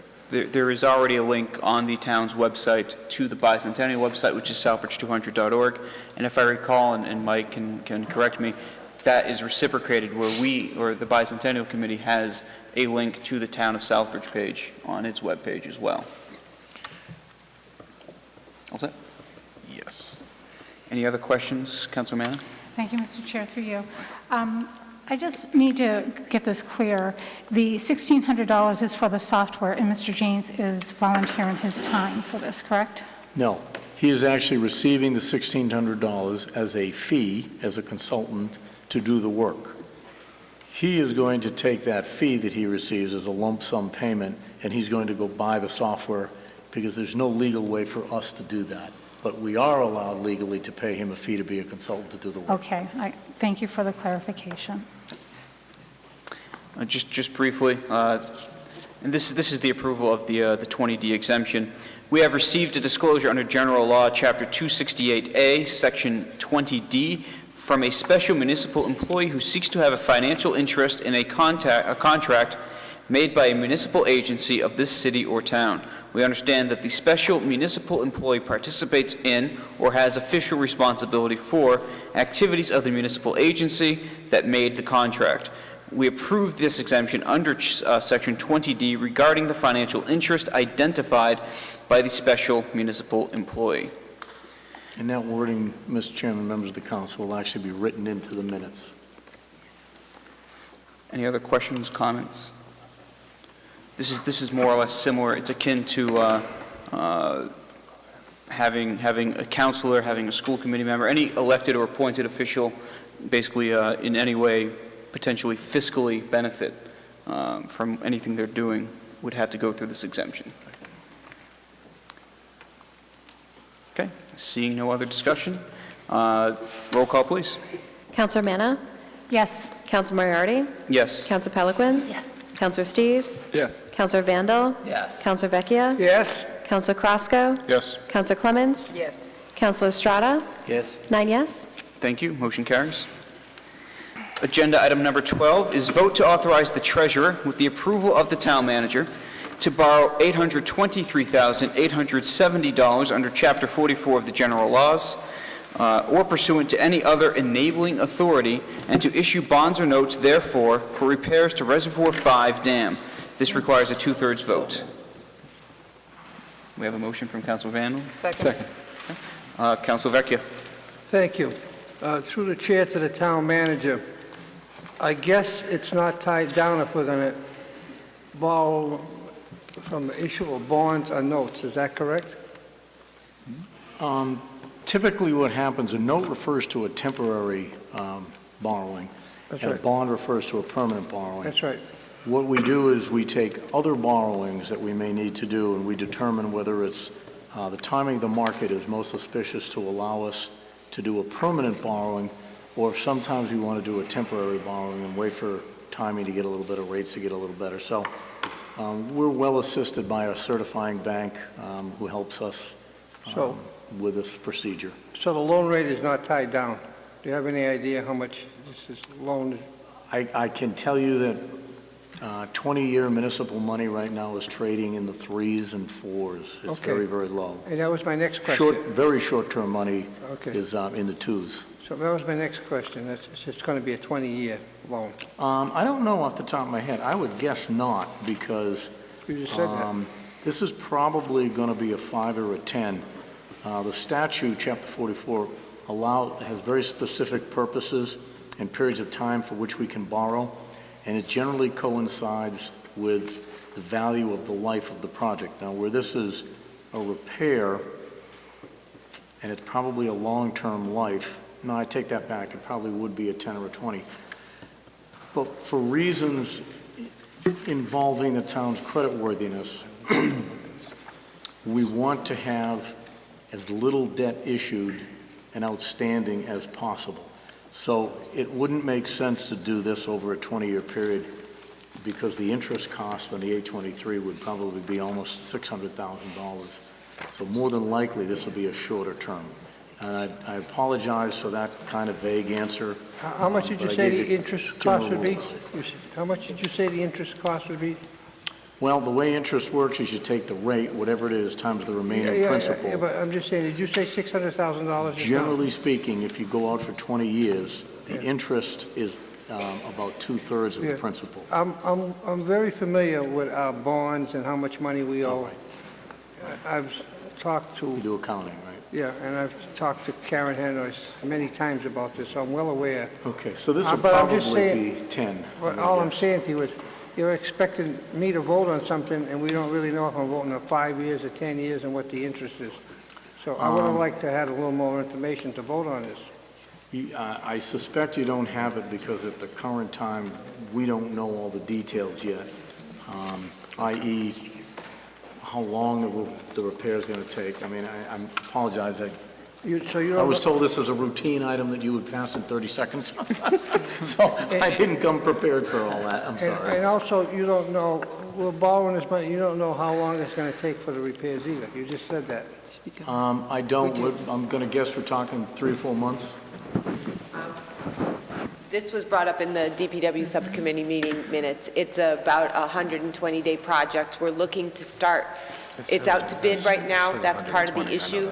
We want to be able to award this contract when it's supposed to, the bid due date is October 8th, so we'll be getting bids and reviewing bids, and we'd like to award the contract as soon as possible so that we can start this work in the pre-winter months and then have it continue into the spring and have it done over the summer. So with that, obviously, we don't have to pay it all out. In addition, it's up to, because we don't actually know what the contract award is going to be. This is based off the engineer's estimates. And in addition, we might be looking at using some of the retained earnings, but we can't tap into the retained earnings until they're certified by the state. So we have a lot of balancing so that we get the best rate that we can on the least amount of money that we need to borrow. And hopefully our bids will come in way below this and we won't even have to be close to that amount. Well, I'm not for tapping into our retained earnings, to be honest with you, but I understand the circumstances, and thank you very much. Okay. All set, Councilor Carrasco? Yes, and I apologize because I was not at this DPW subcommittee, and this might have been explained there. But I just noticed the date of 2013, and on the Fuss O'Neill Yeah. proposal that they gave us for their professional engineering services, and also their billing rates were They're all 2013. set. That's That's a current proposal. I don't know if that's maybe a misdated, because that should have been updated. It's the original proposal that we received from them. Okay. This project has literally been going on since 2012, so Okay. I'm not surprised that we have a 2013. It's been an ongoing design review project. It had a long permitting stage because there was a very complicated permitting situations that were going on in this project. It had to go through EPA reviews and everything else. So I'm not surprised that that's the original proposal, but they have, rest assured, that they are completely committed to the rates that they have in that proposal. Thank you. And the estimates that were provided. Okay, that was my concern, Yep. that they Nope. wouldn't jack They're up all their on billing board. rates, because now we're in 2014. Thank you. Councilor Clements? Yeah, there was a lot of great information. The discussion, I think, was like an hour just on this, or almost an hour on this item. You had mentioned at the meeting, I think it's important, since we're talking money, that people know that we're in a pretty good position when it comes to the bids. You mentioned there are Right. quite a We, few people interested. At the bid, we had a mandatory pre-bid walk meeting on this project because of where it is located, and wanted to make sure people were very aware of what they were bidding on. We had 15 bidders at that pre-bid meeting, which was very favorable for us. Because obviously, the more people that are interested, the better prices you're going to get. And that's what we're hoping for. And the bid date is on the 8th here for the bid opening, so we'll have more information by the time your next meeting. Great. And a couple other things that were mentioned at the meeting, and it was mentioned in some of the minutes that Councilor Randall met. This was in last year's proposed budget, or this past proposed budget. This is one of those projects that we had outlined and mentioned that there was a lot of work coming due. This is dam number 3 out of 4, reservoir 5. This is dam number 5. It is dam number 5? Yes. Because in the... There's 3 dams. Right, that's... It's called dam 5 because Okay. it's on reservoir 5. Right. Okay, I just want to be clear where it is. Out in the woods, out in no man's land, Yes. very difficult to get to, but a much necessary fix for the town water supply, as it was explained to us. Yes, this is very true. And again, the councilors are going to get a copy of the, a little more information, which you, some of the questions you ask are probably in there too, but thank you for your information. What's that? Councilor Steves? Yeah, I'll go. I was at the DPW meeting too, and I should have probably asked this question, but it didn't occur to me. You mentioned you were asking us to borrow up to $823,000 and change, but the actual Fuss and O'Neill statement here says $588,000 to $711,000. It's including, that's the estimate plus the engineering cost on top of it. Okay. So it's the two together that we're borrowing for. Okay. All set? Also, I just wanted to point out that at the DPW meeting, you mentioned that that Fuss and O'Neill had gone out looking for possible other alternatives to fund this. And I had looked at some of those too, and unfortunately, they're not there. I looked at called the people about the environmental bond bill, and they do have a bunch of dam projects on there. Ours is unfortunately not on it. And I asked the dam safety people about the dam and seawall repair fund. And unfortunately, there's not enough left in that to cover this project. It primarily covers just engineering, as you pointed out. And the next time there might be something available, maybe in 5 years. So. Councilor Estrada? The golden proposal is ending the work 120 days. You need more day. You need one month more. You need more budget? I don't know if I understood. So if it goes beyond the 120 days? Yeah. If it goes beyond the 120 days of the award date, well, we're going to give a winter hiatus where those days will not count against them. We'll do that in a formal thing. But if it goes above that, in the bid documents is a fee that we charge back to them if it goes beyond that time. So that we have the ability to charge back if there isn't good reason. There's flexibility in that, obviously, if there's really bad weather or really severe complication, that we can extend that under the contract. Okay. I have Councilor Vecchia. Hi. My question, Heather, is This is the repairs on Dam 5. I mean, this is a necessary fix. We have to fix this. Yes, this is a necessary fix. I mean, it's a preventative measure that we're taking because it's been identified as a problem. It's not going to catastrophically fail tomorrow. I don't want to worry people, but it is something that we need to address sooner than later. We've known about it now for, like I said, since 2012, basically.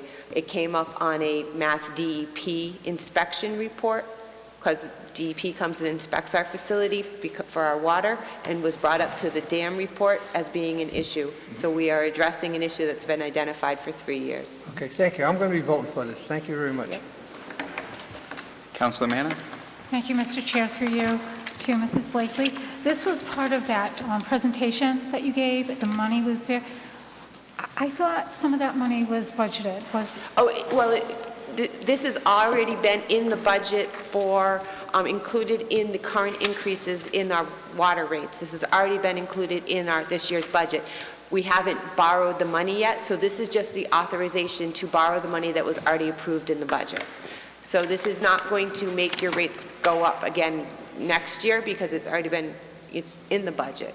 Does that make any sense? It was already included in the preliminary, the budget that we presented. But when we go and ask for a borrowing, we need your additional votes. Correct. Well, I just wanted to clarify that because I had thought that'd be the case. Thank you very much. Any other dam questions? Councilor Steves? Yeah, just a follow-up. One question I was wondering is, do you expect to do any other work on the other dams going forward? I don't think there's any other work scheduled for any of the other dams, just regular maintenance and mowing and trimming and things of that nature. I don't know of any other upcoming projects on dams. Good. Thanks. Councilor Carrasco? As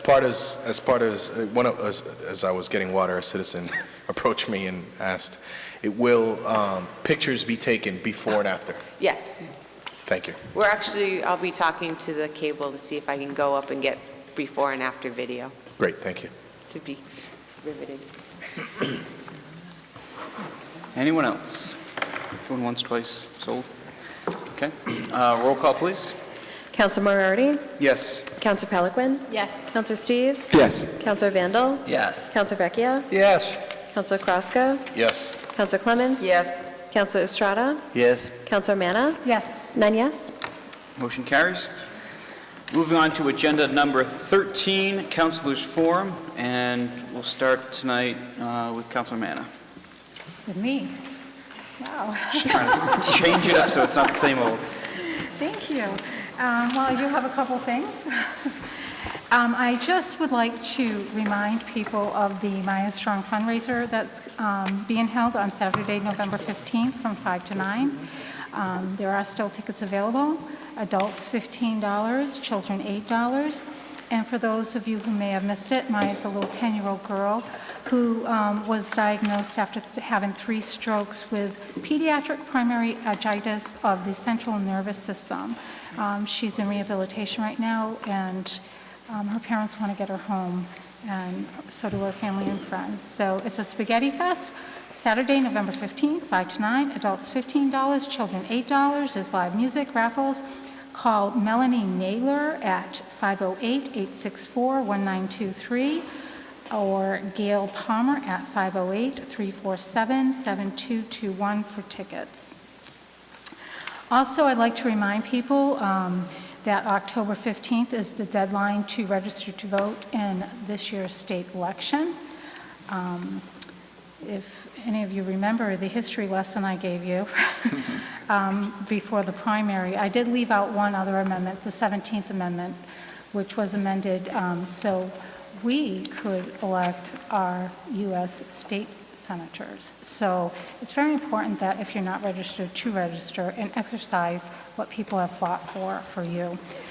And also, this may be through you, Mr. Chair, or through the town manager.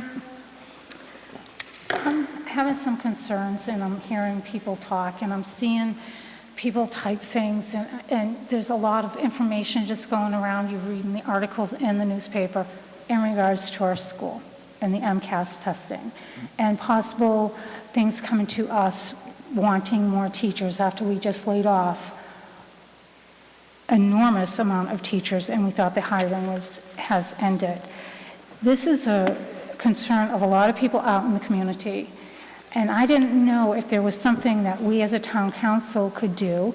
Perhaps we could have a joint meeting with the school committee so they could give us a review of what actually is going on, so the community can know, and maybe perhaps they can come here and ask questions, or maybe perhaps we can have it here and have it aired on TV.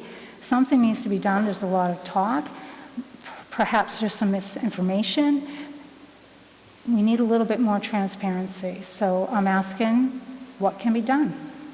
I can tell you that when I was first elected, one of the very first, I think it was the first meeting I had, I brought up that, in my opinion anyways, that council and school committee should meet, if not regularly, at least semi-regularly. And at the time, the chair indicated that we only do so when there's an issue. I brought it up again last year and had a similar sort of response. However, this year, in July, I reached out, towards the end of July, I reached out to Chairwoman McLaughlin and discussed setting up regular meetings between these two boards. She agreed to do so in order to, based on the amount of new blood on our end, as well as even on theirs, but also just so that they can get into the school year. She had suggested late October, early November. I have reached out to her in the last week or two to touch base once again and just try and firm up a date. So we have been discussing that, trying to go through the calendar to find something that works with both our end and their end. As you know, as many meetings as we have, if you look at the school side, oftentimes they have just as many, if not more, than we do. So we are currently trying to work through the scheduling.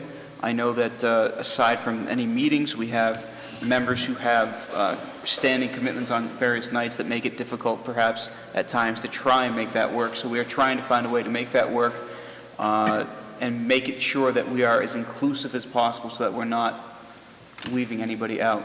I would hope, and I will follow up once again, but I will follow up with Chairwoman McLaughlin to touch base because, again, we have been discussing and planning a date or a plan for dates, and thus far the most that's been nailed down is the end of October or the very beginning of November, because once you hit Thanksgiving, all bets are off till the new year. So. I understand, and you bring up the fact that, it's not normally done unless there is an issue. Chairman Moriarty, I believe there is an issue, especially with our MCAS, and we need to get it straightened out. We need to hear what the school committee has to say and what the public has to say, and if you could work it out so we have it here and it can be filmed for the community to see, I would appreciate that. And that's all I have to say. Thank you. Councilor Estrada? Thank you, Mr. Chairman. First, I'm from my son Carlitos, my captain the basketball team. Congratulations. And the son the month on the Charlton School. Congratulations, son, captain. Keep going the next step. Now, Mr. Chairman, I'm working with Aspira on one proposal to raise the form, the teacher English. I'm talking the next meeting, town manager and you and Vice Chairman Carrasco for see the proposal. Thank you. Okay, excellent. Thank you.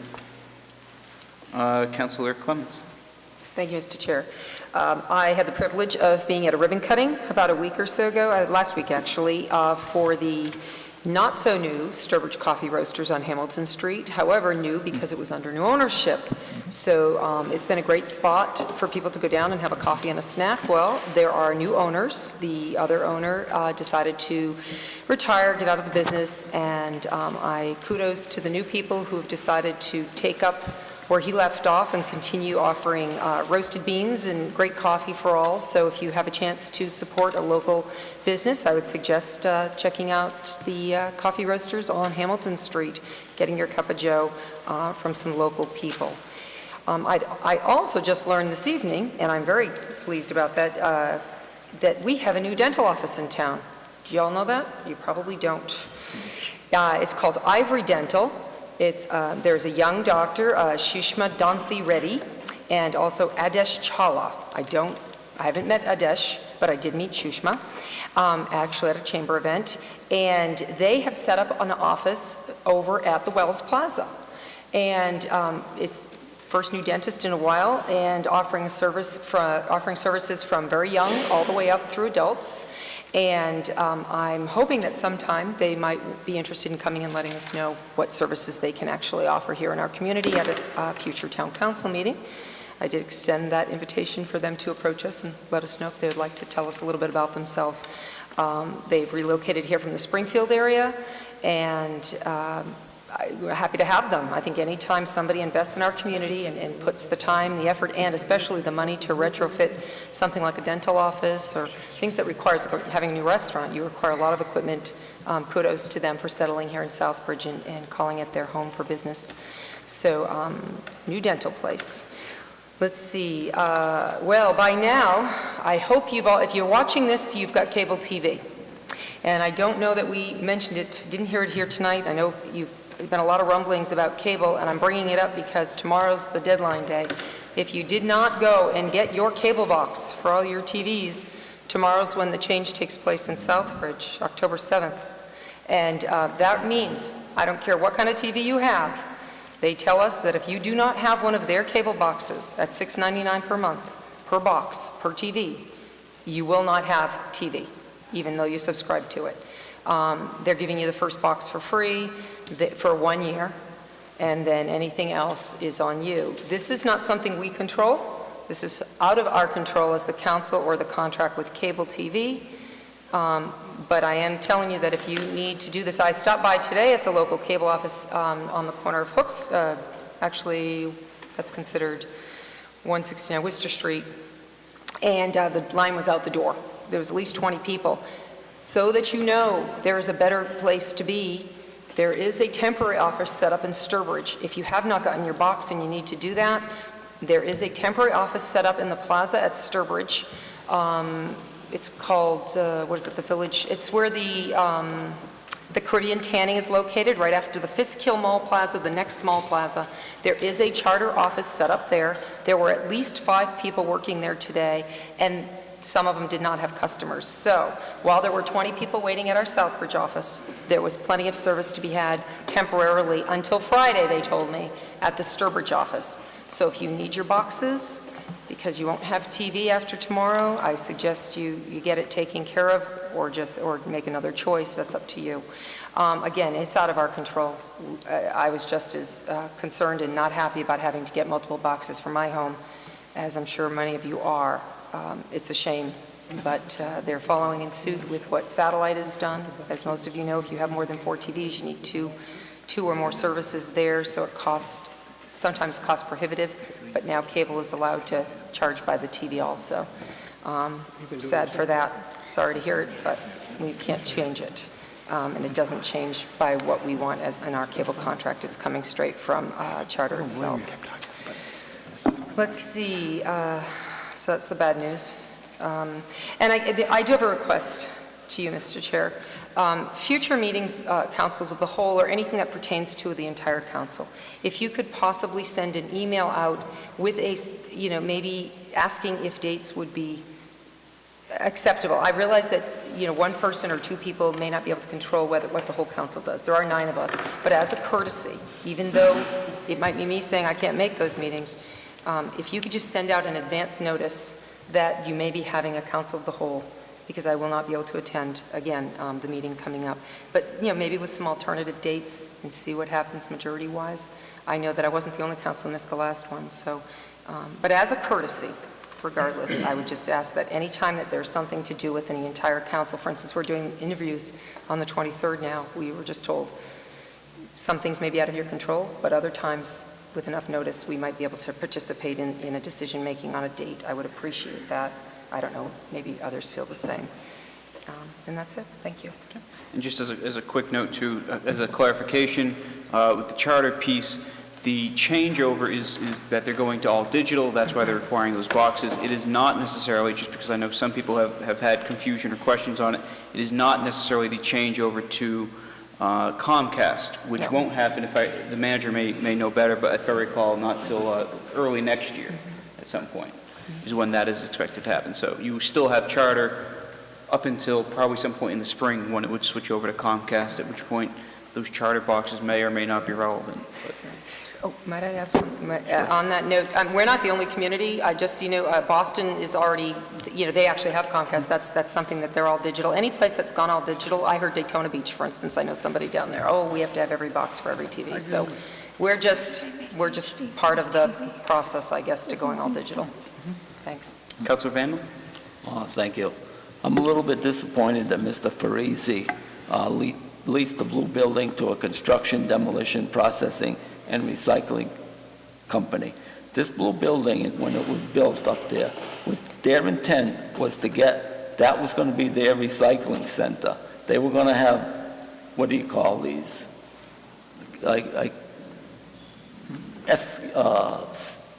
Conveyors. Conveyors, thank you. Conveyors that they were gonna have drop the glass over here, the cans over here, the paper over here, and they were gonna hire people and do their own recycling. We don't have good recycling in this town. You know why? We got fairly good, but we could do a lot better, like Mr. Tchaikovsky said. They were supposed to do the recycling. They should be held accountable for that. All right, now you're going to put more trash. They tell you it's not going to be much, but stay up there and watch the trucks. They are going to go from this recycling place, in the blue building that they're going to be putting in. It's going to be, unreal. Nobody, remembers. I was here when it first started. I went to meetings in a little room back here with Casella and them, and they promised us the world, and I'll tell you, I don't think the world's coming, And another thing I had was the building behind the Domino's Pizza down there. They looked at it and they said it wasn't. There wasn't a safety problem. Well, there's all kinds of graffiti on that building, and you talk about blight. We just talked about blight this evening. You guys take a look at that building, and next meeting we have, you tell me if that building is blight. All right, I don't know who owns it. All right, but it's got to come down. Which building is that? The one behind Domino's Pizza up here on corner of West Street. That's that's steel. It doesn't. It's not. Respectable building. Yeah. And I want to thank you for getting me the numbers on the dog. Sure. And We took a look at that building after, and I apologize I didn't get back to you on that after you brought that up. I got a report on it. You did? Oh, okay, Yes. good.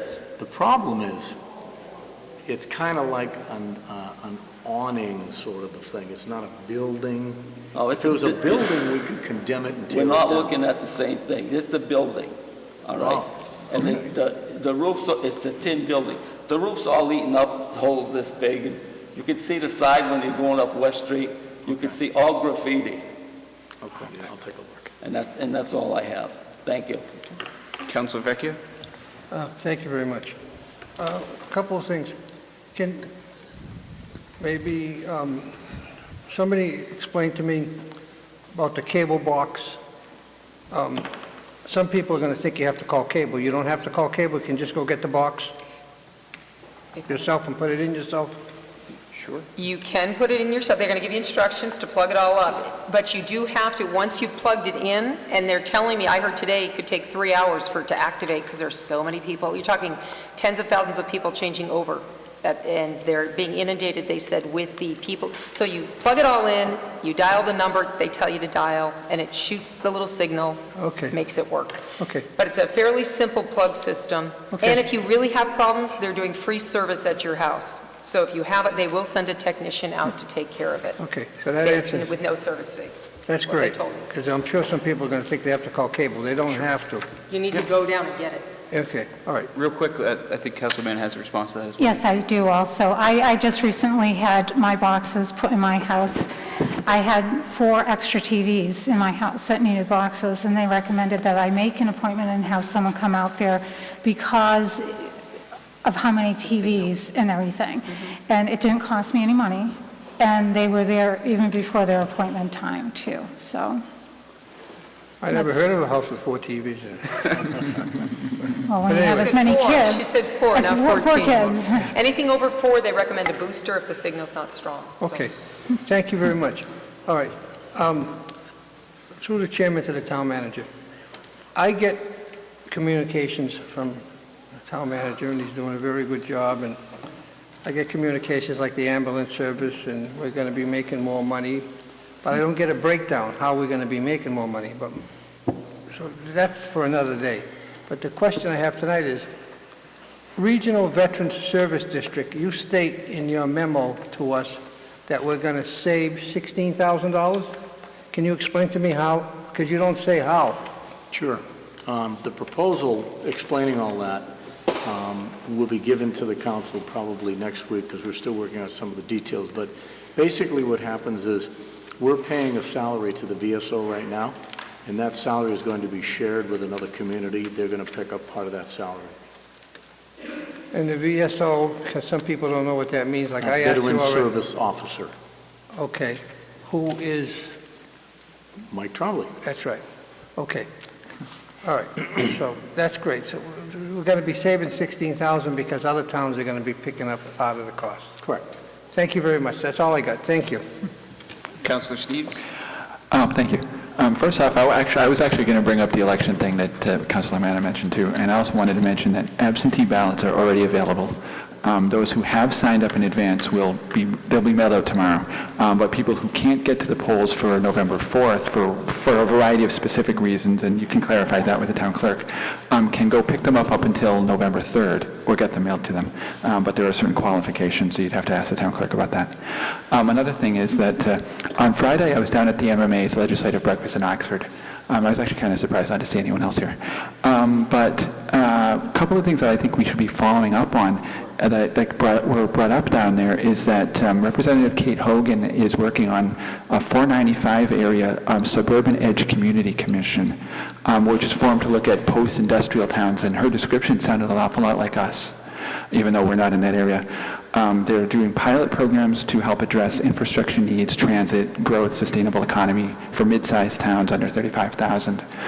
So I can easily see whatever they come up with, they're hoping to come up with something that can be used for other areas as well.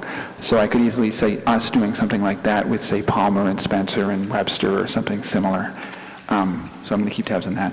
And also, while I was there, I was talking to a Palmer Town councilor, and he was interested in creating an east-west connector and other collaboration between area towns for transit and a variety of other things. So I think we can certainly look into that.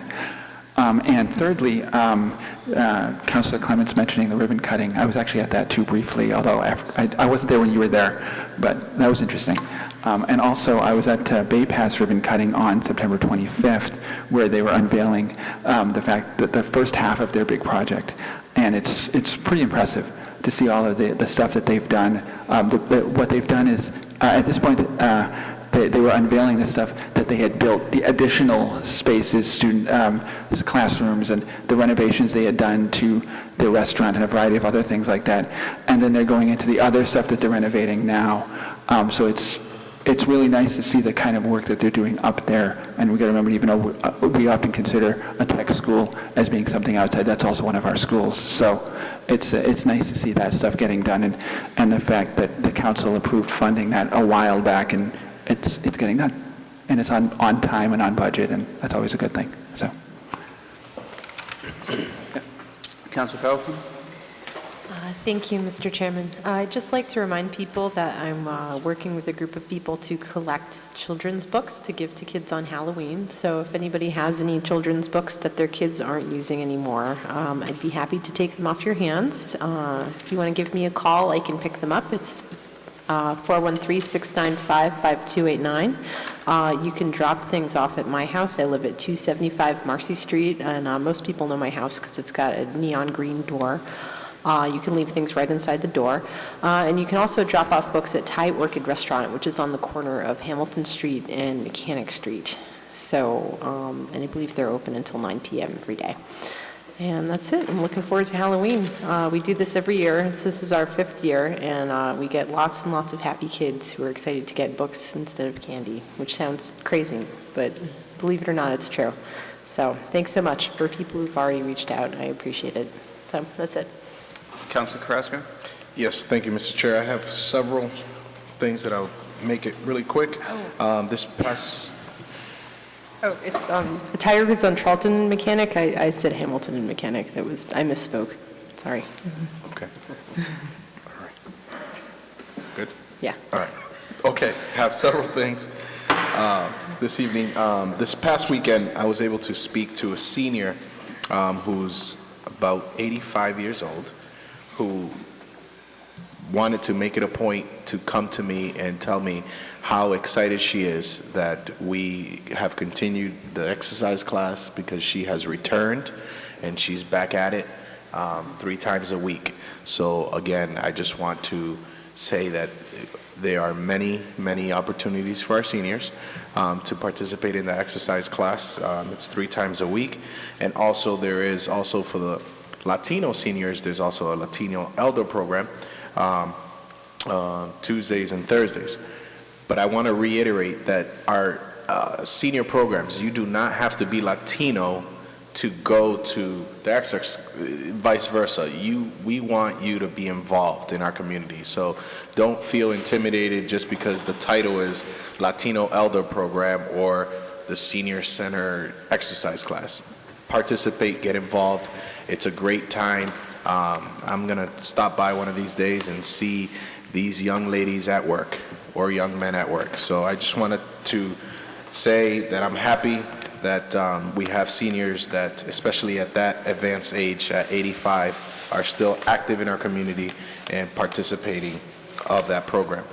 The second thing, I had a meeting last week with the Worcester Community Action Council here in Southbridge, and I know Councilor Estrada has been working on funding for additional English classes, but they want to really push that. Right now, their numbers are low. They do not have enough participants for English classes. They have free evening ESL classes Tuesdays, Wednesdays, and Thursdays, 5:30 p.m. to 8:30 p.m. at the old former high school at 25 Cole Ave. They say it doesn't matter if you're a beginner, an intermediate, or an advanced level, they will fit you in whatever class is available that you are in need. So if you need more information, the phone number to call is 508-765-4738, and it's extension 302. Again, there is free evening ESL classes Tuesday, Wednesdays, and Thursdays, 5:30 to 8:30. So I just want to make sure that that information is out there. Also, there's going to be an informational forum on October 22nd from 7 p.m. on at 64 Mill Street. Massachusetts Family Institute will be coming out to Southbridge to discuss some of the issues at hand that are currently taking place or upcoming at our State House. So there is some issues, some bills that are still current, and so they want to come out. Massachusetts Family Institute, it's an informative forum, October 22nd from 7 p.m. on. There's a meet and greet from 6:30 to 7, so at 64 Mill Street. And that's all that I have this evening. Okay. Moving on to agenda number 14, discussion of next meeting date. Monday, October 20th, 2014, at 7 p.m. here in council chambers. And agenda item number 15 is adjournment. So moved. Second. All in favor? Unanimous. We're adjourned. Thank you.